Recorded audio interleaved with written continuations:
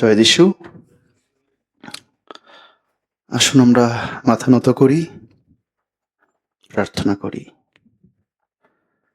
আমাদের স্বর্গস্থ ভালোবাসার প্রিয়তম প্রভু, আমাদের ভালোবাসার পিতা, আমরা তোমাকে ধন্যবাদ দেই, তোমার গৌরব করি, প্রশংসা করি, কারণ তুমি আমাদেরকে ভালোবাসো। আমরা প্রত্যেকেই অন্ধকারে ছিলাম, আমরা প্রত্যেকেই দ্বিতীয় মৃত্যুর অর্থাৎ নরকের যাত্রী ছিলাম। পিতা, আমাদের জীবনে কোনো প্রত্যাশা ছিল না যে আমরা মৃত্যুর পরে আমাদের আত্মা স্বর্গে যাবে, কারণ আমরা আত্মিকভাবে মৃত ছিলাম।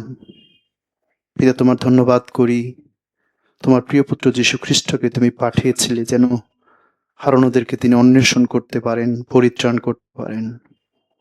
প্রভু যীশু খ্রিস্টের রক্ত দ্বারা আমাদের সমস্ত পাপের ক্ষমা হয়েছে।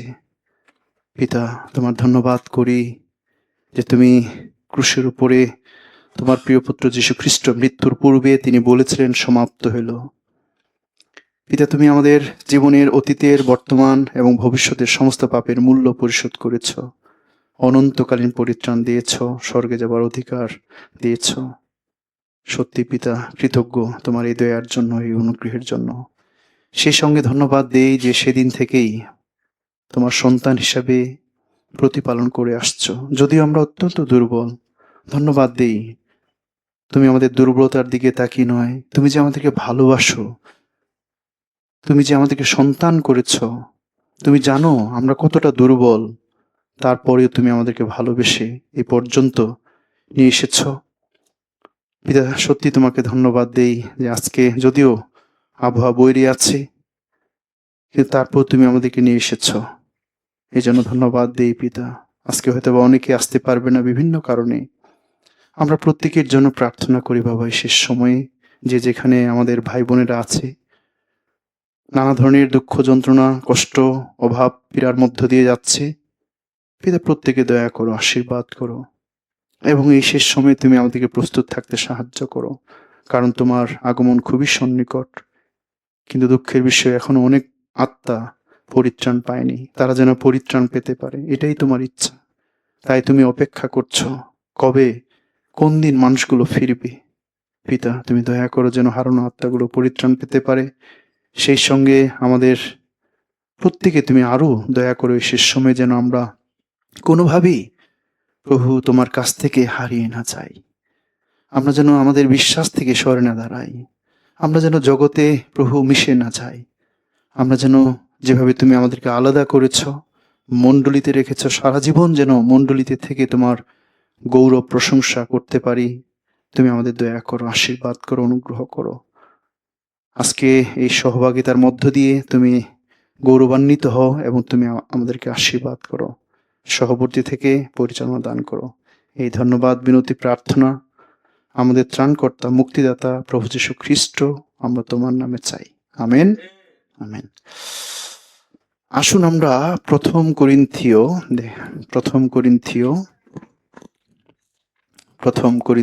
11 অধ্যায়, প্রথম করিন্থীয় 11 অধ্যায়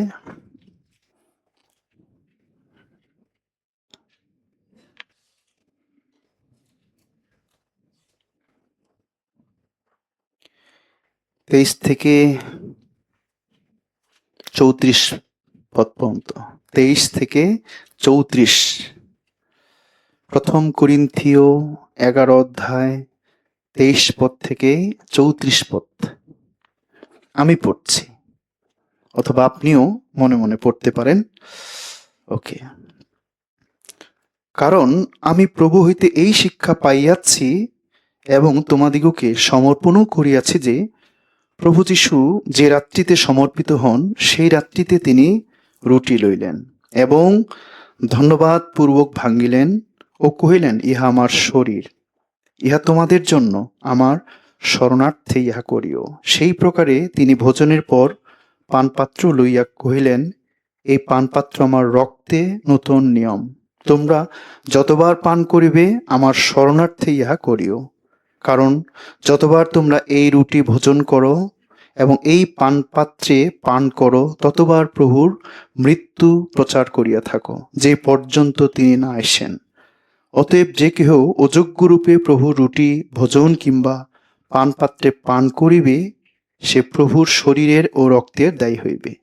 কিন্তু মনুষ্য আপনার পরীক্ষা করুক, এবং এই প্রকারে সে রুটি ভোজন ও সেই পানপাত্রে পান করুক। কেননা যে ব্যক্তি ভোজন ও পান করে, সে যদি তাহার শরীর না চিনে, তবে সে নিজের বিচারাজ্ঞা ভোজন পান করে। এই কারণ তোমাদের মধ্যে বিস্তর লোক দুর্বল ও পীড়িত আছে, এবং অনেকে নিদ্রাগত হইতেছে। আমরা যদি আপনাদিগকে আপনারা চিনিতাম, তবে আমরা বিচারিত হইতাম না। কিন্তু আমরা যখন প্রভু কর্তৃক বিচারিত হই, তখন শাসিতও হই, যেন জগতের সহিত দণ্ডাজ্ঞা প্রাপ্ত না হই। অতএব হে আমার ভাতৃগণ, তোমরা যখন ভোজন করিবার জন্য সমবেত হও, তখন একজন অন্যের অপেক্ষা করো। যদি কাহারও ক্ষুধা লাগে, তবে সে বাটিতে ভোজন করুক। তোমাদের সমবেত হওয়া যেন বিচারাজ্ঞার হেতু না হয়। আর সকল বিষয়ে যখন আমি আসিব, তখন আদেশ করিব। আমেন। ধন্যবাদ দিই পিতা ঈশ্বরকে যে তিনি আমাদেরকে আজকে নিয়ে এসেছেন। যদিও সকাল থেকেই গুড়ি গুড়ি বৃষ্টি ছিল, ভাব ছিল মেঘাচ্ছন্ন, এবং আবহাওয়া অধিদপ্তর থেকেও বলা হচ্ছে যে কয়েকদিন বৈরী আবহাওয়া থাকবে, শিলাবৃষ্টিও হতে পারে। এই জন্য সবাই আমরা সতর্ক থাকব এই কয়েকদিন। আর প্রার্থনা করেছিলাম যেন প্রতিটি ব্রাদার সিস্টার আসতে পারে। তো অনেকেই হয়তো বা গ্রামে আছে, যেহেতু ছুটির সময় চলছে, কালকে ঈদ, আর এই কারণেই উপস্থিতি অনেক কম। তারপরেও পিতাশ্বরকে ধন্যবাদ দিই যে আজকে আমরা অনেক কষ্ট করে অনেকে এসেছি দূর দূরান্ত থেকে, এই জন্য ধন্যবাদ দেই। আজকে আমরা সকলে আমন্ত্রিত।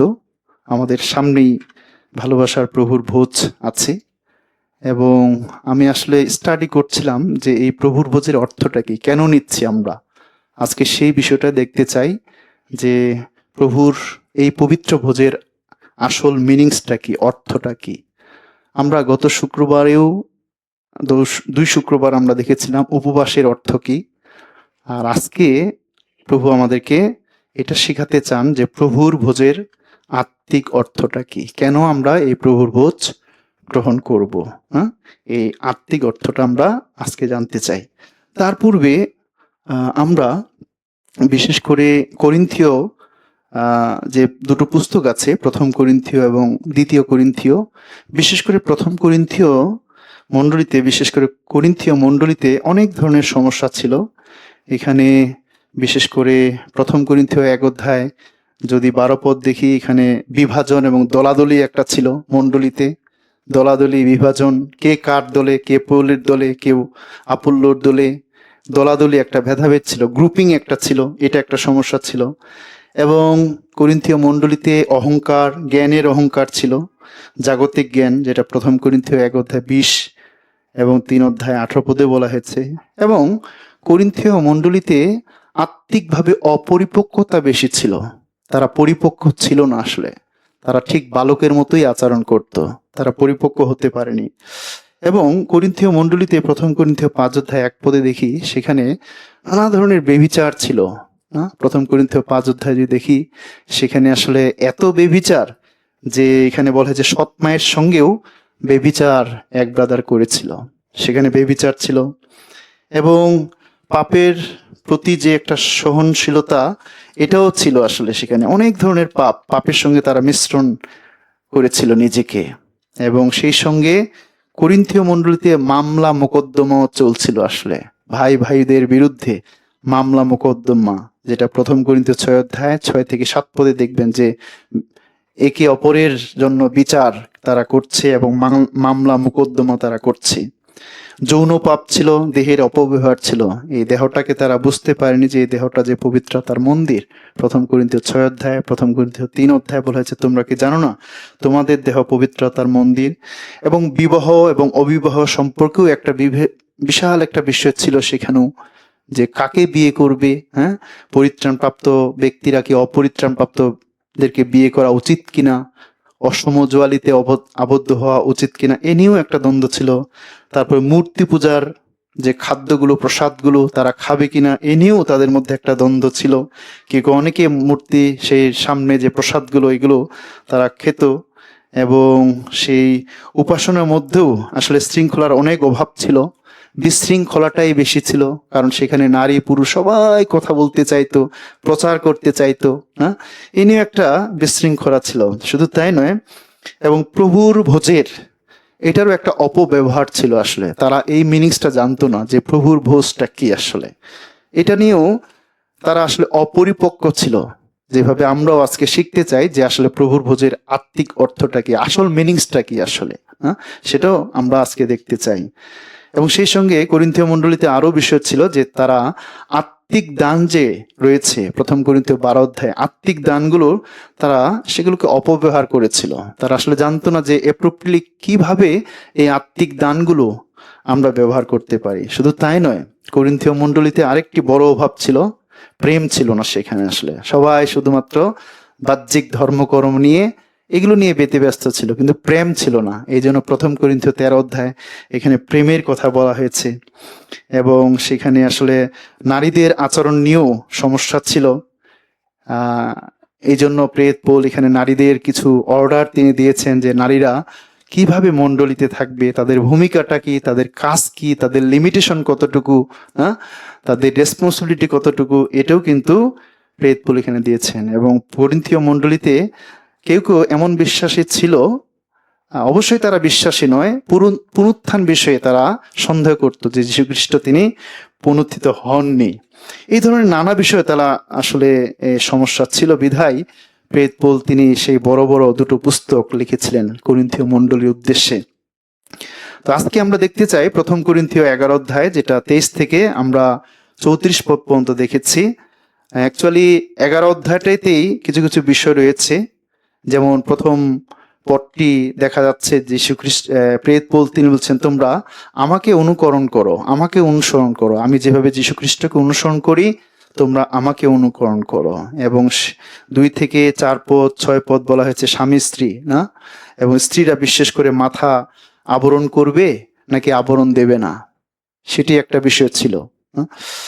এবং তারপরে 17 থেকে 22 পদ পর্যন্ত এখানেও একটা দলাদলি ছিল। দলাদলি বলতে কি, আসলে অনেক ভেদাভেদ ছিল, দলাদলি ছিল খাবার নিয়ে, না, কেউ বেশি খাচ্ছে কেউ কম খাচ্ছে, দরিদ্রতা, যারা দরিদ্র তারা খাবার পাচ্ছে না, এই ধরনের একটা দলাদলি, একটা বিভেদ ছিল। তারপরেই 23 পদ থেকে এই প্রভুর ভোজের ব্যাখ্যাটা প্রেত পৌল সুন্দর করে তিনি দিয়েছেন, সেটা আমরা আজকে দেখতে চাই। আসলে এই প্রভুর ভোজের কয়েকটি উদ্দেশ্যে এই প্রভুর ভোজ নেওয়া হয়, যে উদ্দেশ্যগুলো আমাদের জানা দরকার, তাই না? তো প্রথম উদ্দেশ্যটা হচ্ছে প্রভুর ভালোবাসাকে স্মরণার্থে, প্রভুর ভালোবাসাকে স্মরণার্থে, প্রভুর পরিত্রাণকে স্মরণার্থে, প্রভুর দয়াটাকে স্মরণার্থে, না, এটি হচ্ছে প্রথম। তারপরটি হচ্ছে সুসমাচার যেন প্রচার করা হয়, সুসমাচার যেন আমরা প্রচার করতে পারি, এটাও প্রভুর ভোজের অর্থ। এবং আরেকটি প্রভুর ভোজের অর্থ হচ্ছে যেন অনুতাপ এবং পবিত্রতার বিষয়টা এখানে চলে আসবে, অনুতাপ এবং পবিত্রতার বিষয়ে। এবং আমরা দেখব যে প্রভুর শাসনের বিষয় এখানে বলা হয়েছে, যে প্রভু কিভাবে শাসন করেন, শাস্তি দেন কিভাবে, সেই বিষয়গুলো কিন্তু এখানে আমরা দেখতে পাবো। অবশ্যই ডিটেলস আমরা দেখতে চাই। এবং তারপরে 33-34 পদে বলছে একতা এবং ভালোবাসার সম্পর্ক এখানে বলা হয়েছে। তার মানে এই গোটা প্রভুর ভোজের যে মিনিংসটা, এটি আসলে পুরোটাই আমাদের খ্রিস্টিয়ান লাইফকে বলা হচ্ছে, না, আমাদের খ্রিস্টিয়ান জীবনকে বলা হচ্ছে। শুধুমাত্র সামনে প্রভুর ভোজ রেখেছি, রুটি এবং দ্রাক্ষারস রেখেছি, এটাই প্রভুর ভোজ নয়। প্রভুর ভোজ হচ্ছে আমাদের খ্রিস্টিয়ান লাইফটা। তো এই জন্য আমরা একটু দেখতে চাই। প্রথম তাহলে আমরা দেখতে চাই যে প্রভুর ভালোবাসাকে স্মরণ করা,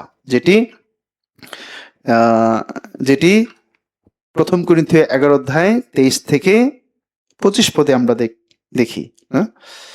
23 থেকে 25 পদ। কারণ আমি প্রভু হইতে এই শিক্ষা পাইয়াছি এবং তোমাদিগকে সমর্পণও করিয়াছি যে প্রভু যীশু যে রাত্রিতে সমর্পিত হন সেই রাত্রিতে তিনি রুটি লইলেন এবং ধন্যবাদ পূর্বক ভাঙ্গিলেন ও কহিলেন, ইহা আমার শরীর, ইহা তোমাদের জন্য আমার শরণার্থে ইহা করিও। সেই প্রকারে তিনি ভোজনের পর পানপাত্র লইয়া কহিলেন, এই পানপাত্র আমার রক্তে নতুন নিয়ম, তোমরা যতবার পান করিবে আমার শরণার্থে ইহা করিও। তাহলে 23 থেকে 25 পদ আমরা দেখতে পাচ্ছি যে প্রভুর ভোজ তিনি শরণার্থে দিয়েছেন। ঈশ্বরের ভালোবাসাটাকে যেন আমরা স্মরণ করতে পারি, না? আমরা যেন তার দয়াটাকে স্মরণ করতে পারি, তার অনুগ্রহটাকে যেন আমরা স্মরণ করতে পারি। এই জন্য প্রেরিত পৌল তিনি বলেছেন যে আমি প্রভু হইতে যা পেয়েছি তাই সমর্পণ করছি। এটা নিজের নয়, প্রভু আমাকে বলেছেন। গালাতীয় 1:12 পদে বলা হয়েছে যে প্রভুর কাছ থেকে যা আমি পাই তাই বলি। এটা প্রেরিত পৌলের ব্যক্তিগত কথা নয়, বাট এটি ঈশ্বর পবিত্র আত্মা যীশু খ্রিস্ট তিনি দিয়েছেন যেন মণ্ডলীকে জ্ঞাত করতে পারে। এই জন্য তিনি বলেছেন প্রভু হইতে এটি পেয়েছি, এবং প্রভুই তাকে দিয়েছেন। এই পবিত্র প্রভুর ভোজের যে অর্থটা, এটি ব্যাখ্যা তিনি দিয়েছেন। আর আমরা জানি যে এই পবিত্র প্রভুর ভোজ এটি আসলে যীশুখ্রিস্ট নিজেই তিনি প্রতিষ্ঠা করেছিলেন যখন তিনি লাস্ট সাপার করেন।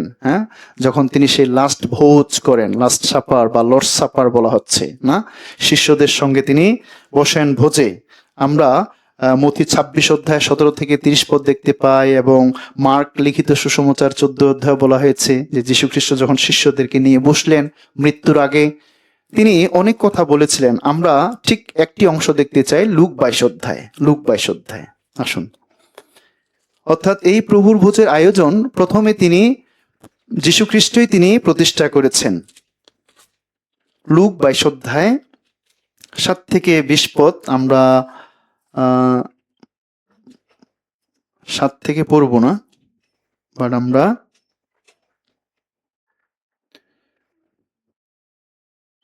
18 পদ থেকে পড়ি অথবা 17 পদ থেকে পড়ি। পরে তিনি পানপাত্র গ্রহণ করিয়া ধন্যবাদ পূর্বক কহিলেন, ইহা লও এবং আপনাদের মধ্যে বিভাগ করো, কেননা আমি তোমাদিগকে বলিতেছি যে পর্যন্ত ঈশ্বরের রাজ্যের আগমন না হয় এখন অবধি সেই পর্যন্ত আমি দ্রাক্ষারসের রস আর পান করিব না। পরে তিনি রুটি লইয়া ধন্যবাদ পূর্বক ভাঙ্গিলেন এবং তাহাদিগকে দিলেন, বলিলেন, ইহা আমার শরীর, যাহা তোমাদের নিমিত্ত দেওয়া যায়, ইহা আমার শরণার্থে করিও। আর সেই রূপে তিনি ভোজন শেষ হইলে পানপাত্রটি লইয়া কহিলেন, এ পানপাত্র আমার রক্তে নতুন নিয়ম, যে রক্ত তোমাদের নিমিত্ত পাতিত হয়। অর্থাৎ এই প্রভুর ভোজের সূত্রপাত প্রতিষ্ঠা করেছেন প্রভু যীশু খ্রিস্ট নিজে, যখন তার শিষ্যদেরকে তিনি ডেকে বসিয়ে তিনি বলেছেন যে ঠিক আছে, এই যে আমার শরীর, না? এবং এটা তিনি নিজেই বলেছেন এটা আমার শরণার্থে করিও, না? প্রভু যীশু খ্রিস্ট তিনি সেই ভোজ তিনি প্রস্তুত করলেন শিষ্যদের জন্য। আসলে প্রভু যীশু খ্রিস্ট তিনি কেন ভোজ প্রস্তুত করলেন, কেন সেই দ্রাক্ষারস এবং রুটি দিলেন? অর্থাৎ তিনি তার নিজের তিনি যে মৃত্যুবরণ করবেন, এটি তিনি বোঝাতে চাইলেন যে এই রুটি বলতে তার শরীরটাকে তিনি দেবেন, এবং দ্রাক্ষারস বলতে তার রক্তকে দেবেন। কিসের জন্য এই রক্ত কেন দেওয়া হয়েছে? এই রক্ত মানুষের পাপের জন্য। মথি 26 অধ্যায় আমরা যদি দেখি, মথি 26 অধ্যায়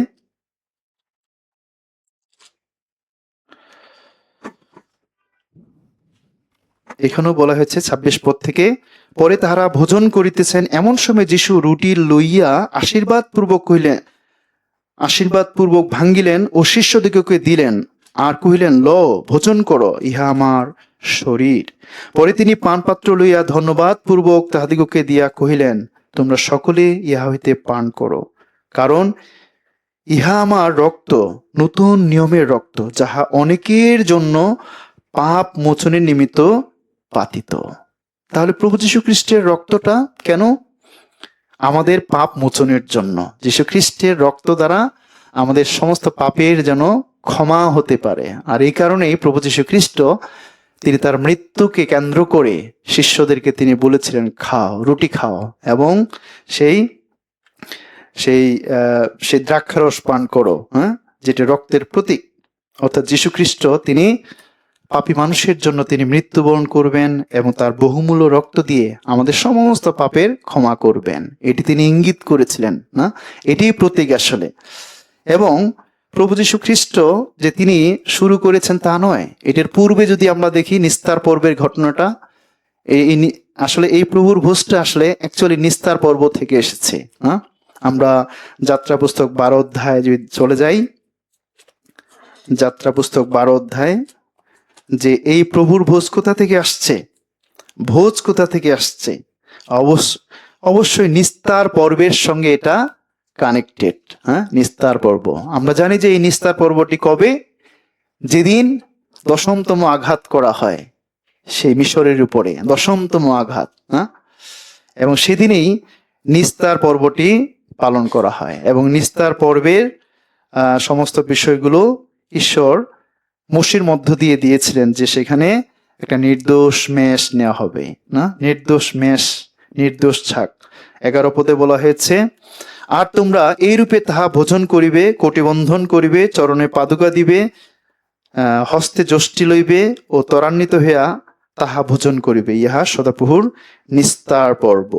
এবং 14 পদে বলা হয়েছে, আর এই দিন তোমাদের স্মরণীয় হইবে এবং তোমরা এই দিনকে সদাপ্রভুর উৎসব বলিয়া পালন করিবে, পুরুষানুক্রমে চিরস্থায়ী বিধিমতে এই উৎসব পালন করিবে।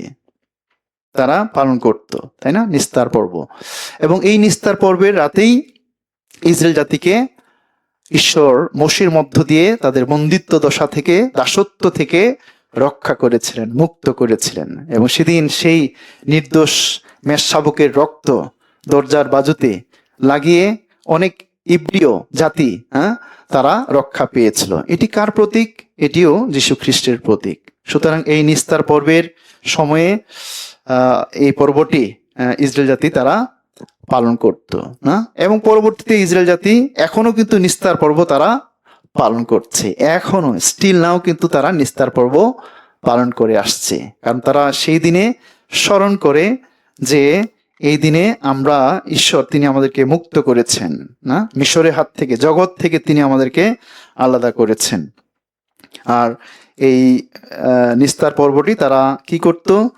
অবশ্যই নির্দোষ মেষ রাখা হইতো, এবং সেই তারই শূন্য রুটি রাখা হইতো, এবং পরিবারের সবাই অংশগ্রহণ করত, সবাই অংশগ্রহণ করত এবং খেত না, ঈশ্বরকে ধন্যবাদ দিত। এইভাবেই কিন্তু নিস্তার পর্বটি পালন করা হয়। এবং আমরা জানি যে যখন প্রভু যীশু খ্রিস্ট তিনি আসলেন, তখন আমরা বুঝতে পারলাম যে ওই নিস্তার পর্বের মেষশাবক আমাদের প্রভু যীশু খ্রিস্ট। 1 করিন্থীয় 5 অধ্যায় যদি দেখি আমরা, 1 করিন্থীয় 5 অধ্যায়, এখানে প্রভু যীশু খ্রিস্টকে বলা হচ্ছে তিনি হচ্ছে নিস্তার পর্বের মেষশাবক। 5 অধ্যায় 7 পদ, পুরাতন তারি বাহির করিয়া দাও, যেন তোমরা নতুন তাল হইতে পারো, তোমরা তো তারি শূন্য, কারণ আমাদের নিস্তার পর্বীয় মেষশাবক বলীকৃত হইয়াছেন, তিনি খ্রিস্ট। আমেন, তিনি খ্রিস্ট, যীশু খ্রিস্ট তিনি নিস্তার পর্বের মেষশাবক। পুরাতন নিয়মে সে শারীরিক মুক্তি দেওয়া হয়েছে, শারীরিকভাবে, জাগতিকভাবে তারা বন্দিত্ব অবস্থা ছিল, কিন্তু যীশু খ্রিস্টের মধ্য দিয়ে আধ্যাত্মিক মুক্তি দেওয়া হয়েছে আমাদের, আত্মার মুক্তি দেওয়া হয়েছে। প্রভু যীশু খ্রিস্টের মধ্য দিয়ে আত্মার মুক্তি পেয়েছি আমরা প্রভু যীশু খ্রিস্টের রক্ত দ্বারা, কারণ রক্ত সেচন ব্যতিরেকে পাপের মোচন হয় না। আত্মার মুক্তির জন্য অবশ্যই রক্ত দরকার, আত্মার মুক্তির জন্য কাজ নয়, আত্মার মুক্তির জন্য কোনো ধর্মকর্ম নয়, আসলে আত্মার মুক্তির জন্য শুধুমাত্র রক্ত দরকার।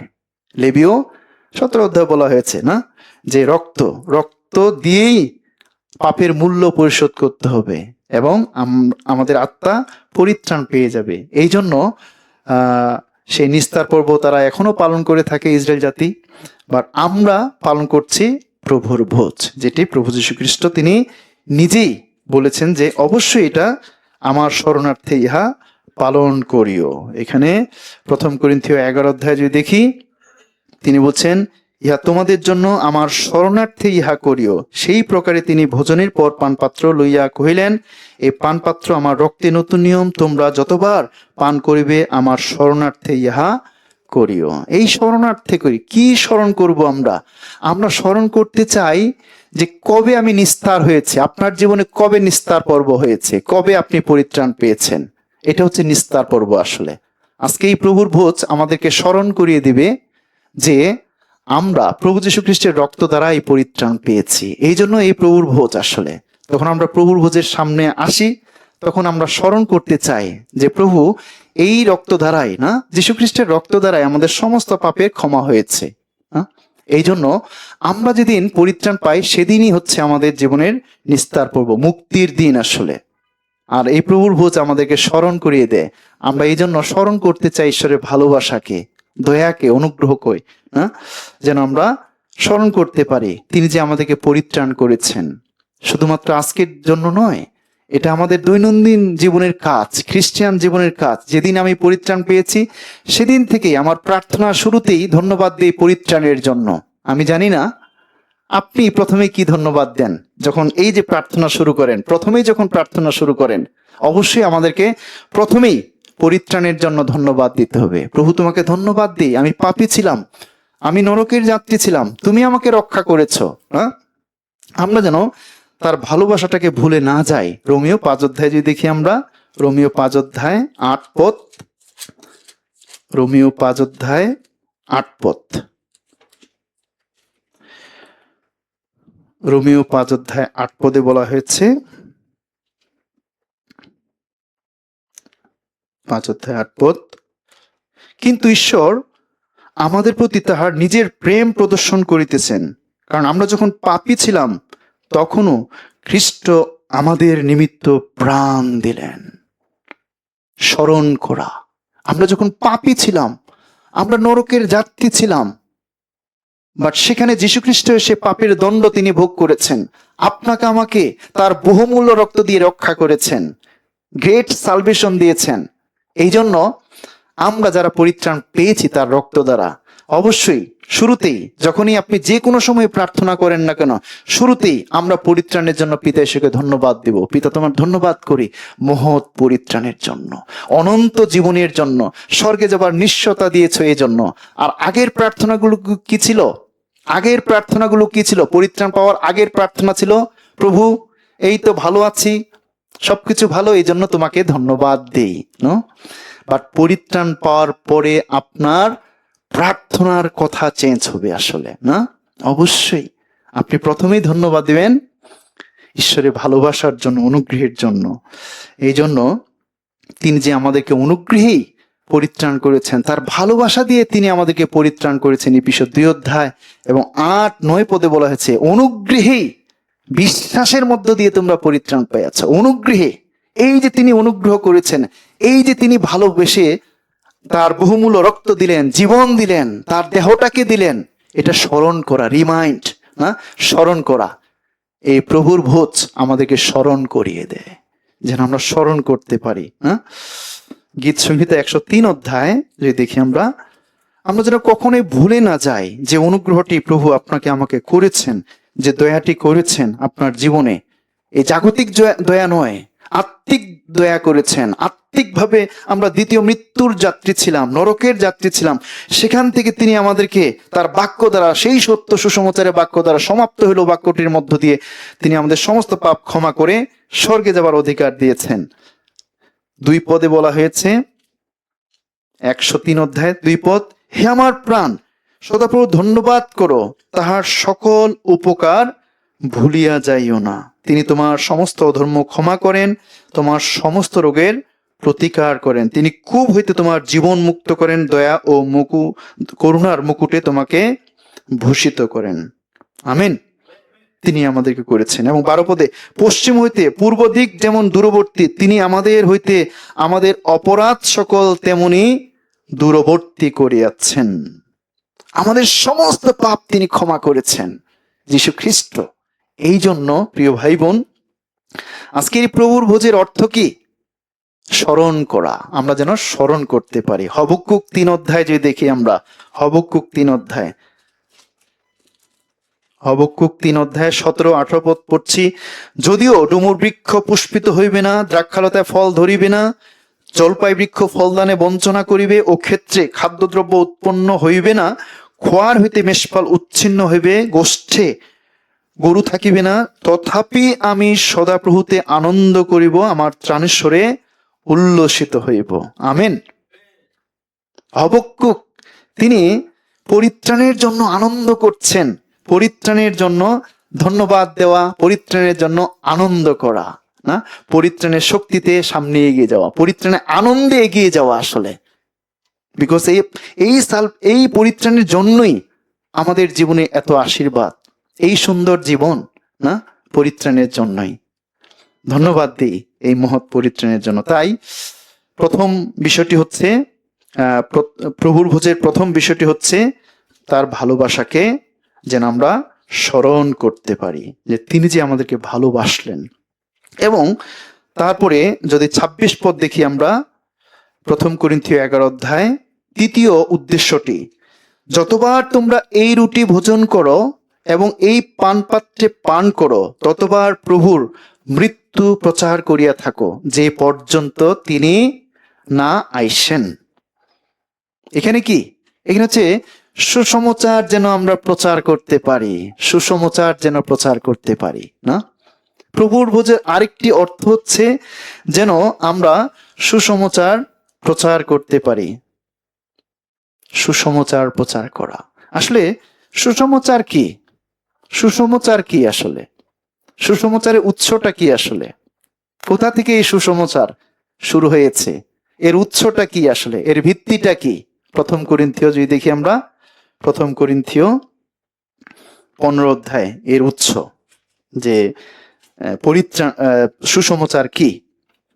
1 করিন্থীয় 15 অধ্যায় 3 এবং 4 পদে, ফলত প্রথম স্থলে আমি তোমাদের কাছে এই শিক্ষা সমর্পণ করিয়াছি এবং ইহা আপনিও পাইয়াছি, যে শাস্ত্র অনুসারে খ্রিস্ট আমাদের পাপের জন্য মরিলেন ও কবর প্রাপ্ত হইলেন, আর শাস্ত্র অনুসারে তিনি তৃতীয় দিবসে উত্থাপিত হইয়াছেন।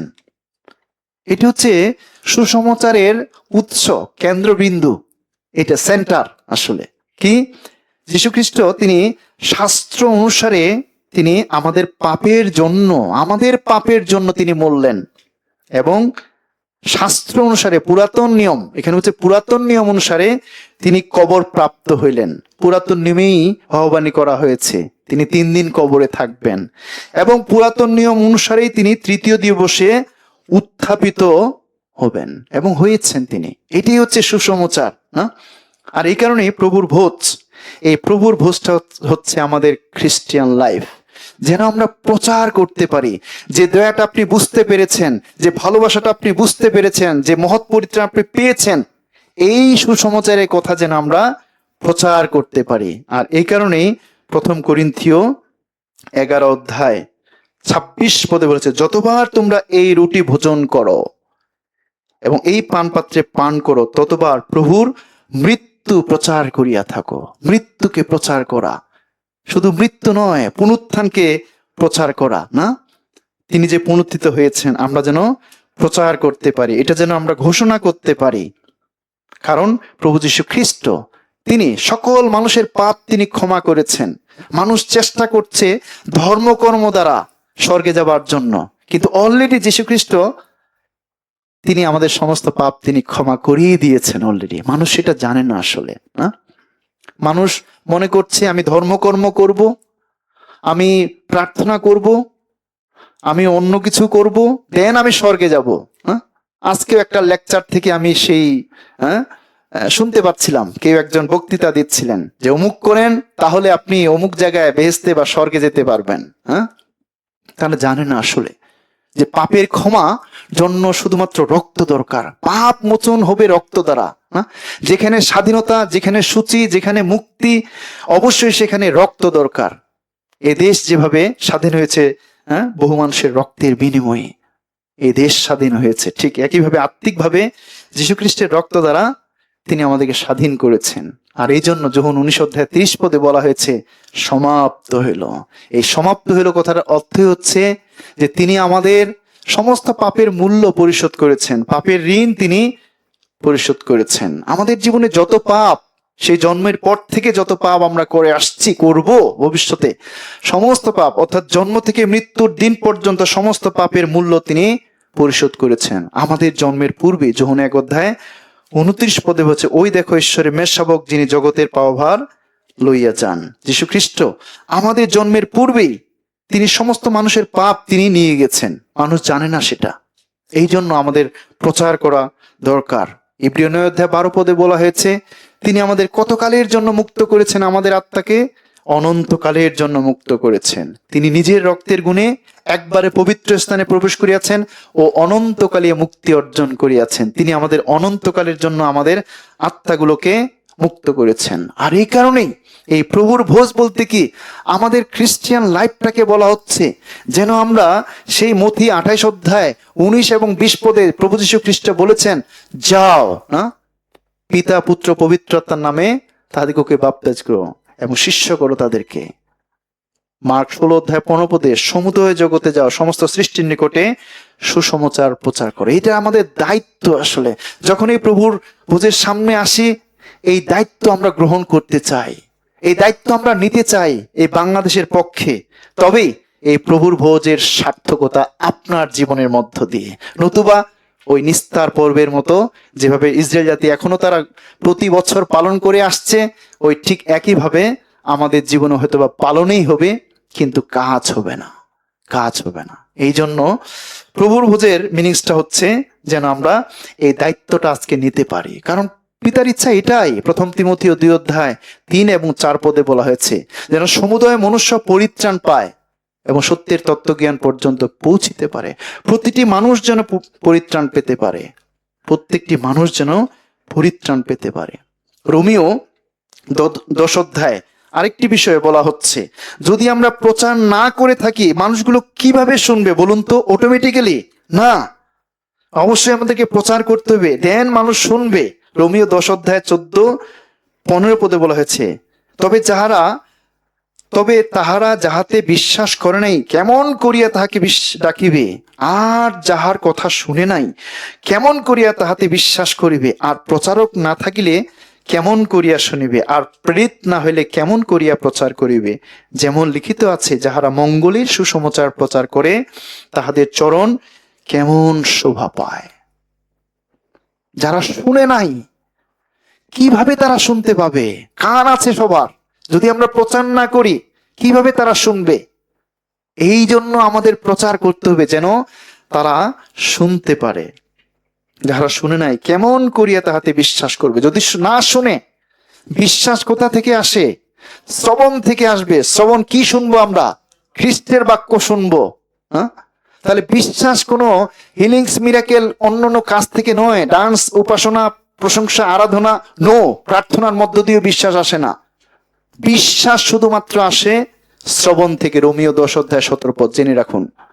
এটা আমাদেরকে বিশ্বাস করতে হবে যে বিশ্বাস আর কোনোভাবে আসে না, বিশ্বাস শুধুমাত্র আসে শ্রবণ থেকে, এবং সেই বিশ্বাসের মধ্য দিয়েই আমরা পরিত্রাণ পাই, বিশ্বাসের মধ্য দিয়ে ধার্মিক গণিত হই আমরা।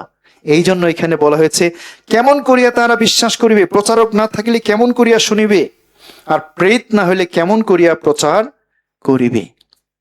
এই জন্য মাধ্যম দরকার না? যেভাবে পুরাতন নিয়মে সে প্রেরিতদের সময় মাধ্যম কে ছিল? পবিত্র আত্মা। যাও কর্নেলিয়ের কাছে, যাও সেই নপুংসকের কাছে, পবিত্র আত্মা তাদেরকে প্রেরণ করেছিলেন না, এবং তারা ঘোষণা করেছিলেন। ফিলিপ, পিতর, প্রেরিত, যাকব সবাই ঘোষণা করেছিলেন। ঠিক আমাদেরও আমরা যেন প্রচার করতে পারি এবং সাহসী হতে পারি। প্রেরিত 1:8 বলেছে, পবিত্র আত্মা আসলেই তোমরা শক্তি প্রাপ্ত হইবে, তোমরা জেরুসালেম থেকে পৃথিবীর প্রান্ত পর্যন্ত আমার সাক্ষী হইবে। কিসের সাক্ষী? কিসের সাক্ষী? যে আপনাকে ঈশ্বর অনেক গাড়ি বাড়ি ধন দৌলত সুস্থ রেখেছেন, ভালো রেখেছেন, দ্যাট ইজ দ্য টেস্টিমনি। কোন সাক্ষী আপনি? আমরা সাক্ষী হচ্ছে অনন্ত জীবনের সাক্ষী। আমাদের মধ্য দিয়ে যেন আত্মার পরিত্রাণের সাক্ষ্য দিতে পারি, অনন্ত জীবনের সাক্ষ্য দিতে পারি। যীশু খ্রিস্ট যে কারণে মরেছেন সেই সাক্ষ্য যেন মানুষের কাছে দিতে পারি। আমরা যেন এই সাক্ষ্য না দেই, না যিশুকে গ্রহণ করেন তাহলে আপনি বড়লোক হবেন, টাকা ইত্যাদি, সমাজ, গাড়ি, আপনার ছেলে মেয়ে, গাড়ি বাড়ি, হ্যাঁ, না, এটা যেন না দেই, বরং সেই সাক্ষী হতে চাই। না, গীত 118-17 গীত, দাউদ তিনি বলেছেন, আমি মরিব না, জীবিত থাকিব এবং সদাপ্রভু কর্ম সকল বর্ণনা করিব। আমি মরিব না, আমরা আত্মায় জীবিত, আমাদের আর মৃত্যু নাই। এই জন্য সদাপ্রভু কর্ম সকল আমরা বর্ণনা করতে চাই। হিতোপদেশ 24 অধ্যায় দেখি আমরা, হিতোপদেশ 24 অধ্যায়,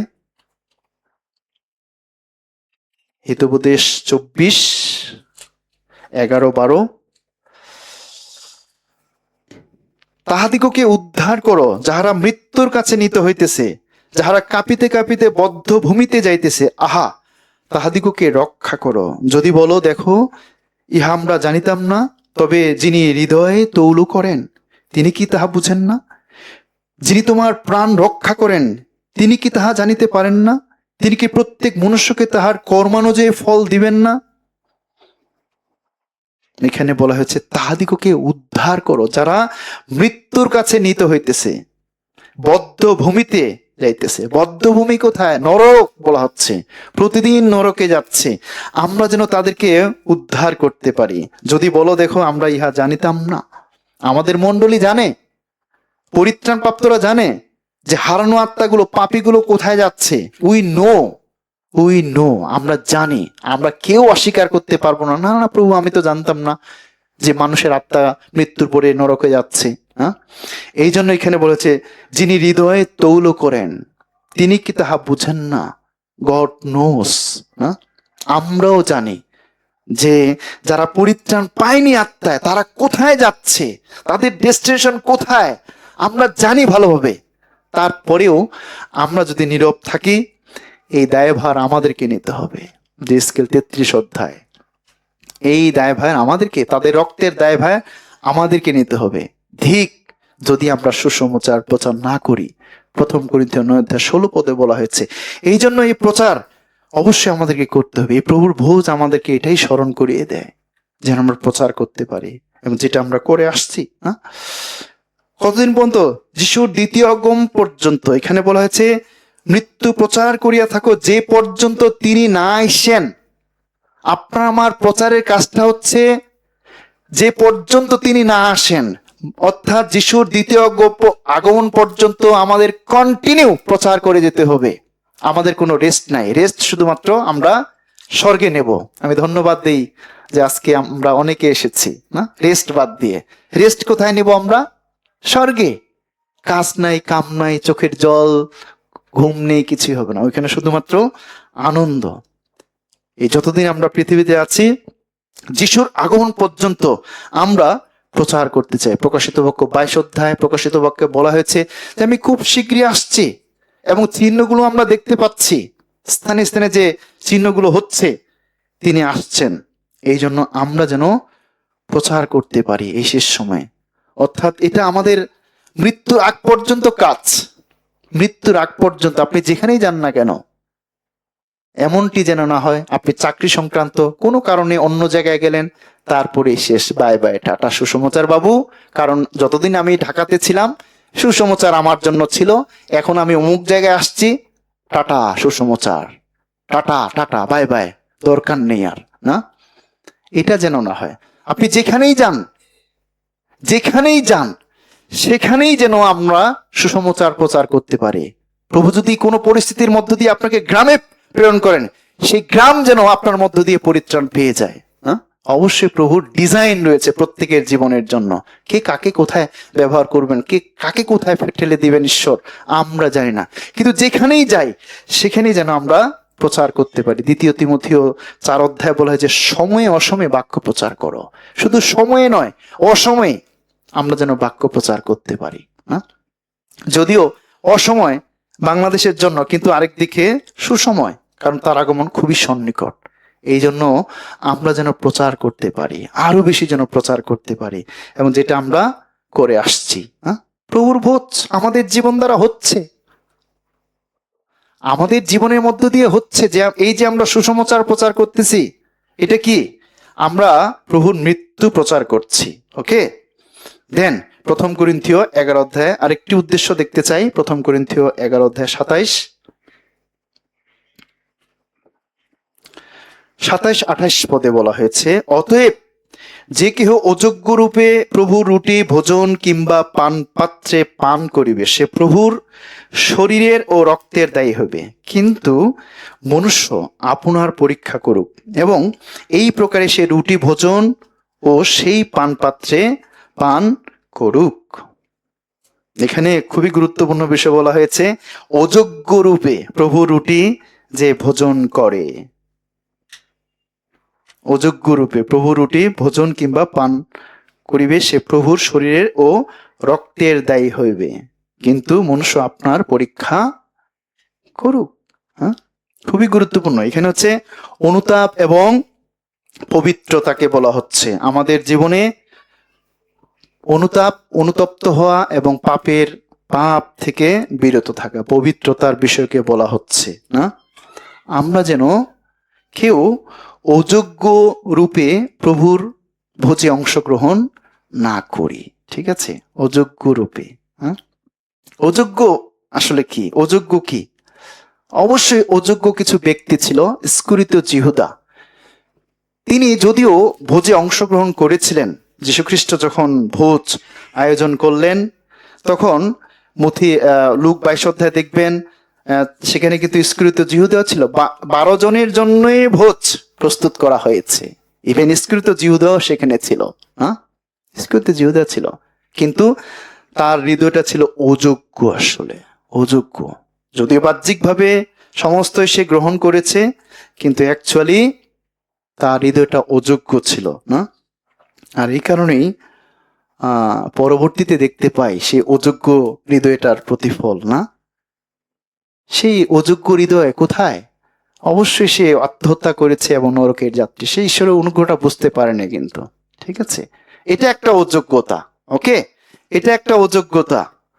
এবং শিষ্যদের মধ্যেও অযোগ্যতা ছিল। বলুন তো কি ধরনের অযোগ্যতা ছিল? কারণ সিমন পিতর যদিও গ্রহণ করেছিল, তারপর কিন্তু অস্বীকার করেছে। সে অযোগ্যতা না?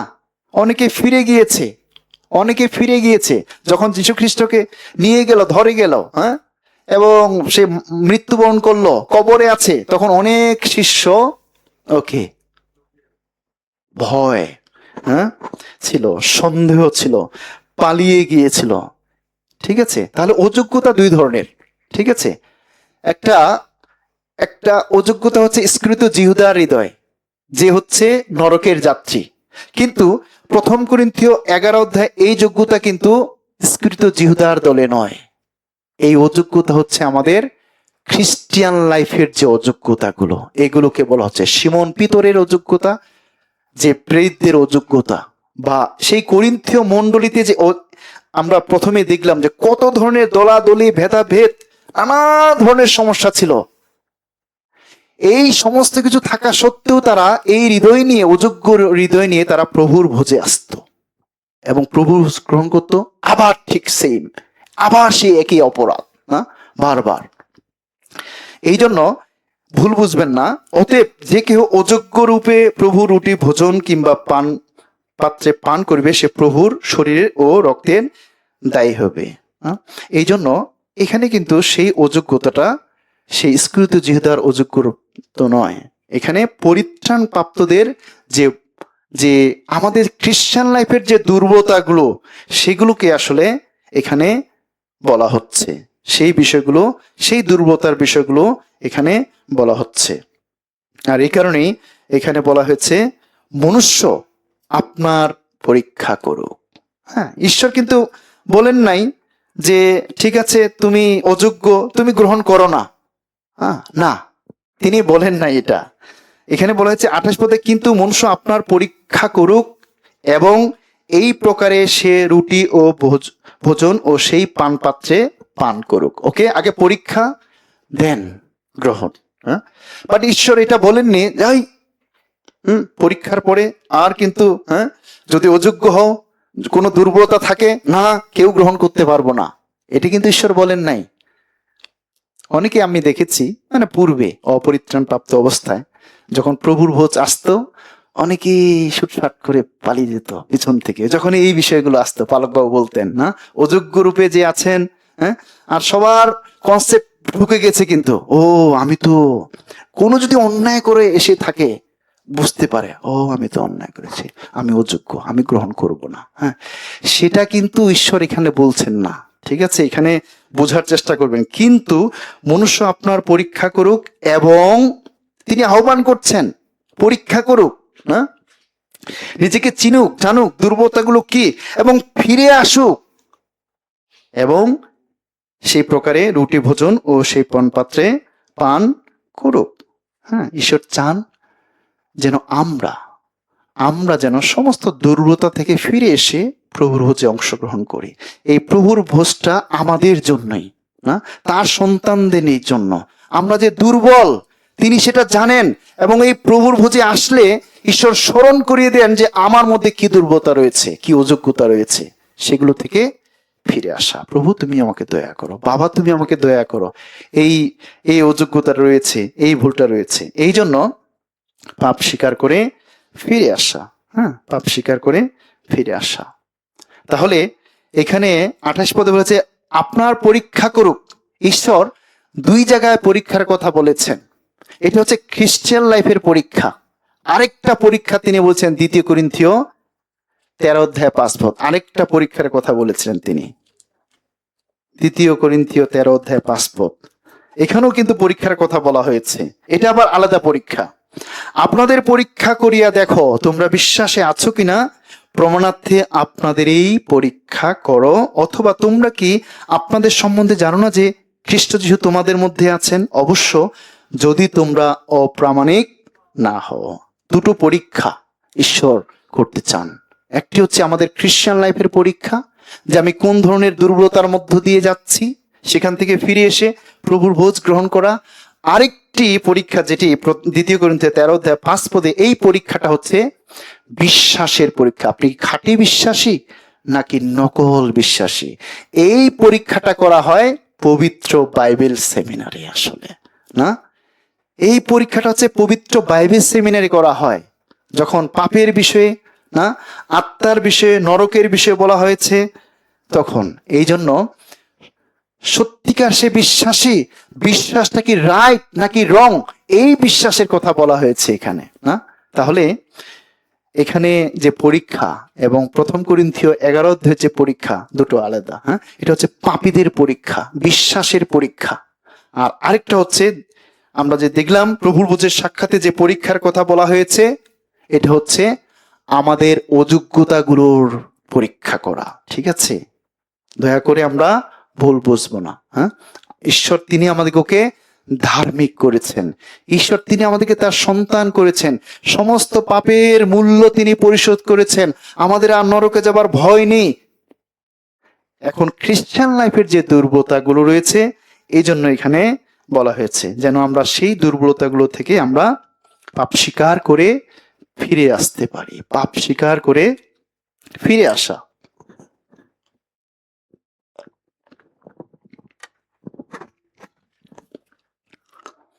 পাপ স্বীকার করে ফিরে আসা, ফিরে এসে গ্রহণ করা, এটা হচ্ছে খ্রিস্টিয়ান লাইফের মানে পরীক্ষা। ঠিক আছে, তারপরে আমরা দেখতে চাই এরপরে অনুতাপ এবং পবিত্রতা, এবং আরেকটা হচ্ছে প্রভুর শাসন বা শাস্তি। না, এটা আমরা দেখতে চাই 29 পদ থেকে 31 পদ বা 32 পদ। 29 পদ থেকে 32।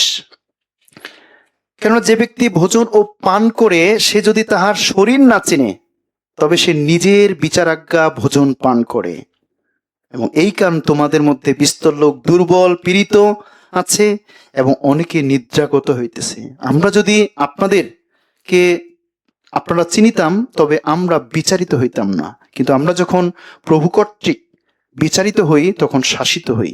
যেন জগতের সহিত দণ্ডাজ্ঞা প্রাপ্ত না হই। প্রভুর শাসন, প্রভুর শাস্তির কথা বলা হয়েছে।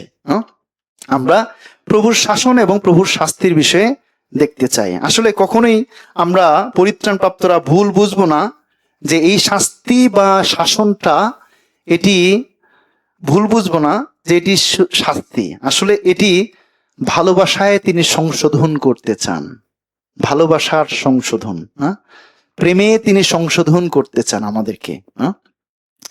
এইভাবে চিন্তা করলে ভালো।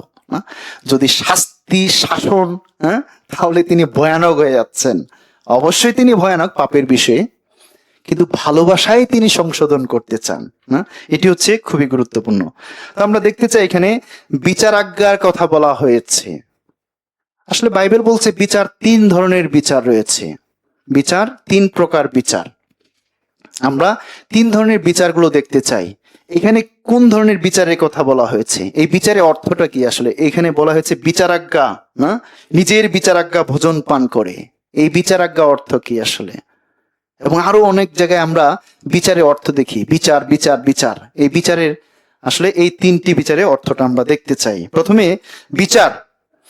এখানে যে বিচারের কথা বলা হয়েছে, যখন আমরা গ্রিক শব্দ দেখেছিলাম, যে আমি দেখছিলাম যে এই বিচার অর্থ কি, গ্রিক শব্দ ওয়ার্ড কি, তখন গ্রিক শব্দটি হচ্ছে ক্রিমা। ক্রিমা মানে হচ্ছে শাস্তি বা ঈশ্বরের শাসন বা ডিসিপ্লিন বলা হচ্ছে। ডিসিপ্লিন যাকে বলা হচ্ছে ক্রিমা। এই যে বিচারাজ্ঞা, এই বিচারাজ্ঞা হচ্ছে পরিত্রাণ প্রাপ্তদের, ঈশ্বরের সন্তানদের জীবনে ঈশ্বরের শাস্তিকে বলা হচ্ছে। এই জন্য বিচারাজ্ঞা বলা হচ্ছে।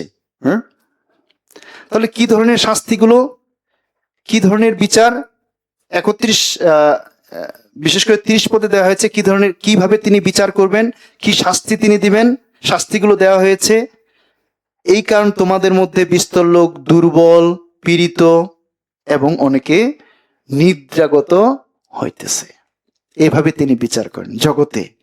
আমরা যখন পরিত্রাণ প্রাপ্তরা কোনো ভুল ত্রুটি অন্যায় অপরাধ করব, তখন আমরা এই ক্রিমার বিচার আন্ডারে পড়ে যাব। ক্রিমা, তিনি আমাদেরকে শাসন করবেন, শাস্তি দিবেন, ডিসিপ্লিনে নিয়ে আসবেন। তিনি আমাদেরকে ভালোবেসে সংশোধন করবেন, ভালোবেসে রিভিউ নয়, তিনি আমাদেরকে সংশোধন করবেন। এই জন্য এই শাসনের মধ্য দিয়ে, শাস্তির মধ্য দিয়ে কয়েকটা বিষয় প্রমাণিত হয়। যার জীবনে শাস্তি আসে বা শাসন হয়, শাসিত হয় বা শাসন আসে, এটা প্রমাণ হয় যে আপনি ঈশ্বরের সন্তান। যার জীবনে কোনো শাসন নেই, আমরা ইব্রিয় 5 অধ্যায়ে দেখি সে জারজ আসলে।